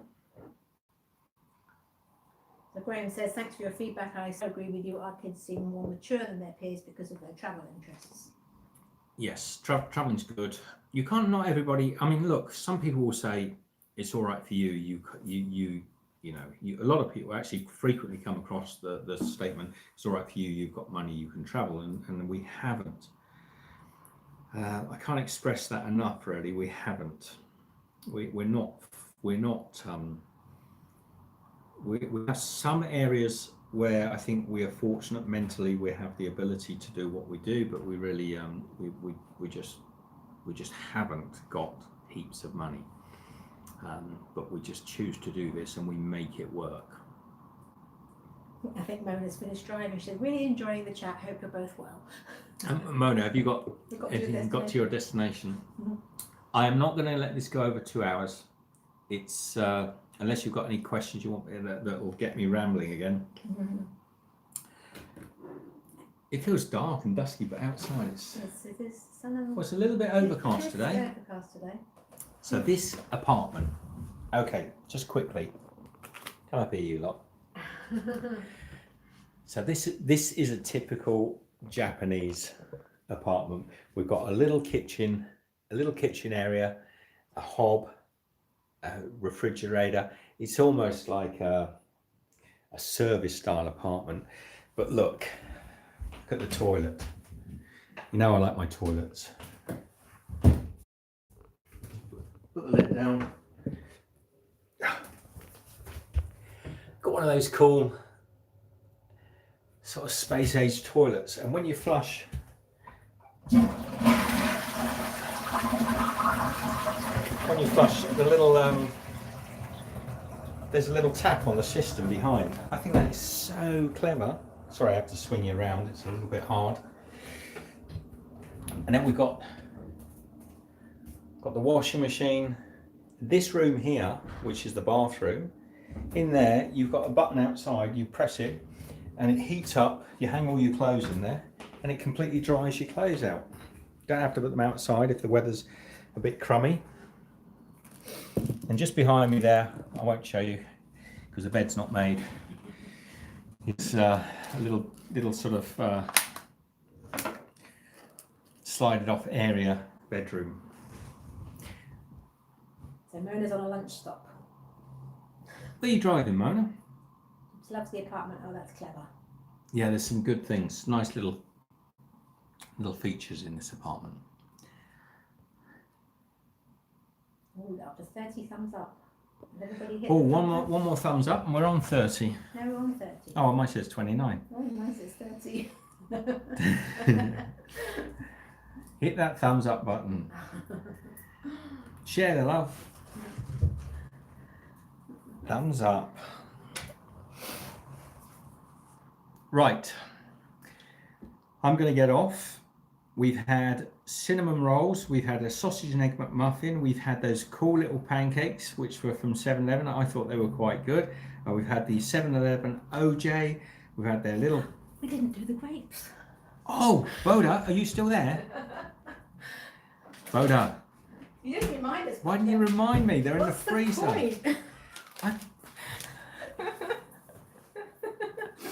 Boda, you... This the whole reason today was for the grape ice. Here they are, mate. Here they are. I've not tried them, not even once, because I've been waiting to do them live on the show with you, mate. So look at these. They show like perfect little round grapes. We're going to go over 2 hours. Yeah. And so what's special about these? They do other flavors. You're right, Boda. They do have other fruits, but this is the one that always caught my eye in the shop. And they do gummy versions of these as well. Wow. Smell that, Michelle. It's like great bubble gum. Oh, wow. You want one as well? Well, you're going to hog them. What do we do? Just suck them? Hi, Peter. How are you? So this was Boda's. What? Oh, I'll do it, yeah? It's not what Michelle expected, I got a feeling. I think this is going to go a bit weird. So they do different fruits, but man, this smells like bubble gum. It smells like bubble gum. Why did Peter's retract his message? I don't know. So here it is. It is perfectly round.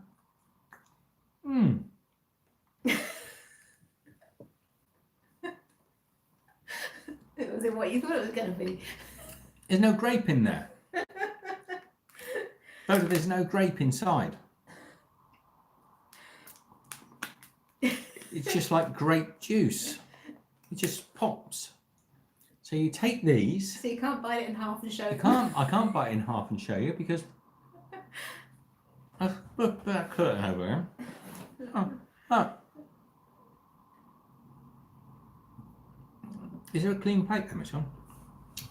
Oh, Boda, they are so potent.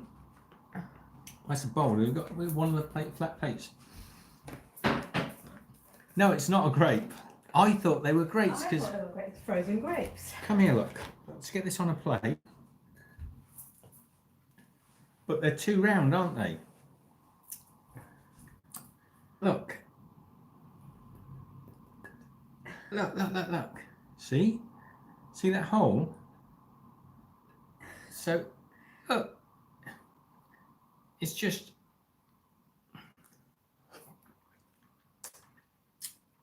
Oh.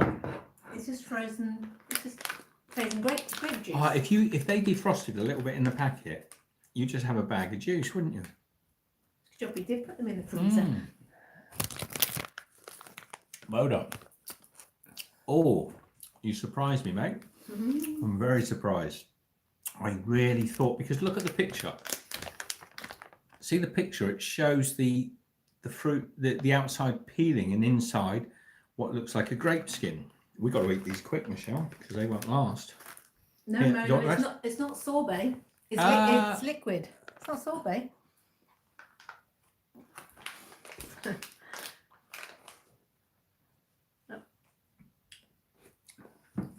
Well, it's. So Boda said, I think I'm supposed to add them to water or a clear drink. Oh, I tell you what, Boda.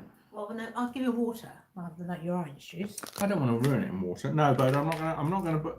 I think you could, yes, put them into water and they would melt and make a grape juice. They'd be But very, they're really quite nice very weak grape juice. as they are. Cheryl says not to put. Shall I put one in my orange? Well, yeah. Just make it an orange grape drink. Okay. Let's just drop that in there. Oh, it's sunk. But that was pretty uninteresting, Boda. It's just dropped to the bottom of the glass. We can get a glass and do a little bit of water. No. We've only got two left. Let's have one each. You want to try it? No, because it'd be watered down. I know, that's why I don't think they're very good watered down. They're not that strong. Dark one. Dark one. Dark one. Oh, there's two more left. Oh, you can have them, Michelle. I've got. I'll tell you what.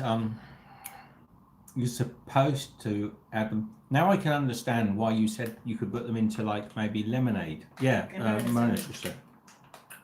So you could put them into lemonade, and they would add, because they're pretty. Yes, Sprite would work very well, Boda.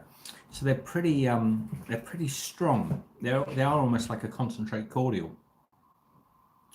but they're very grapey. So when you open that packet up, you get that real grape bubblegum sort of flavour. That's an American flavour I haven't had in a long time, because I know you guys in the US love your grape flavour.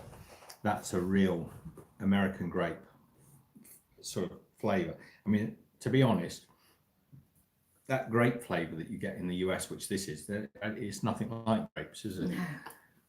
It's a very processed, because, oh look, it's just It popped up. popped up to the top of my orange juice. You can't really, maybe I can, No, you can't see it. It's all. there, see? It's just popped up. Right. On that note, Boda, I can't believe that we almost didn't do it. It was if I'd have ended this stream and gone and opened the freezer up and saw the grapes, I'd have been so annoyed. I went, especially I haven't got them. We went out this morning and got all this stuff, especially Michelle. Well, yeah, Michelle went and got the last few bits because we forgot some things. So she went and got the grapes. Anyway, thank you, Boda, for whatever they're called in Japanese. They were cool. Thank you, everybody, for joining us today. Been a lot longer than I thought. I'm going to wrap it up. I hope we've shared some information there. If you think of other ideas or questions, get across to Stephen and Michelle. Subscribe to that channel. There won't be new content on there for a long time, but there'll be a lot of good content on there that you can watch. If you want to kick back, probably starting in about the next week or so, there'll be a video every single day for at least the next 3 or 4 months. So you'll be able to just sit back and watch some of the old stuff. So think of it like Steve's Kitchen plus one, but it's not going to have cooking on there. It will only have vlogging videos, and eventually as it catches up, there'll be more of Michelle and I in them as well. So that's why the channel's going to be Stephen and Michelle. It's going to be all about our silly lives on the road, traveling, doing nutty things, and sharing anything we can with you guys, guys and girls. I used to get into trouble. You know, YouTube is a funny old place. You get into trouble for all sorts of things. Sometimes people come on and tell you off for calling you them guys. Anyway, so you lovely people, share the love. Share even this ridiculously long live stream with your friends and family if you've enjoyed it. And we'll see you again very shortly. Take care. See you on Wednesday. Video. We're going to be doing 4 videos on the weekend and 1 in the week. So 5 videos a week. Enjoy them. Take care.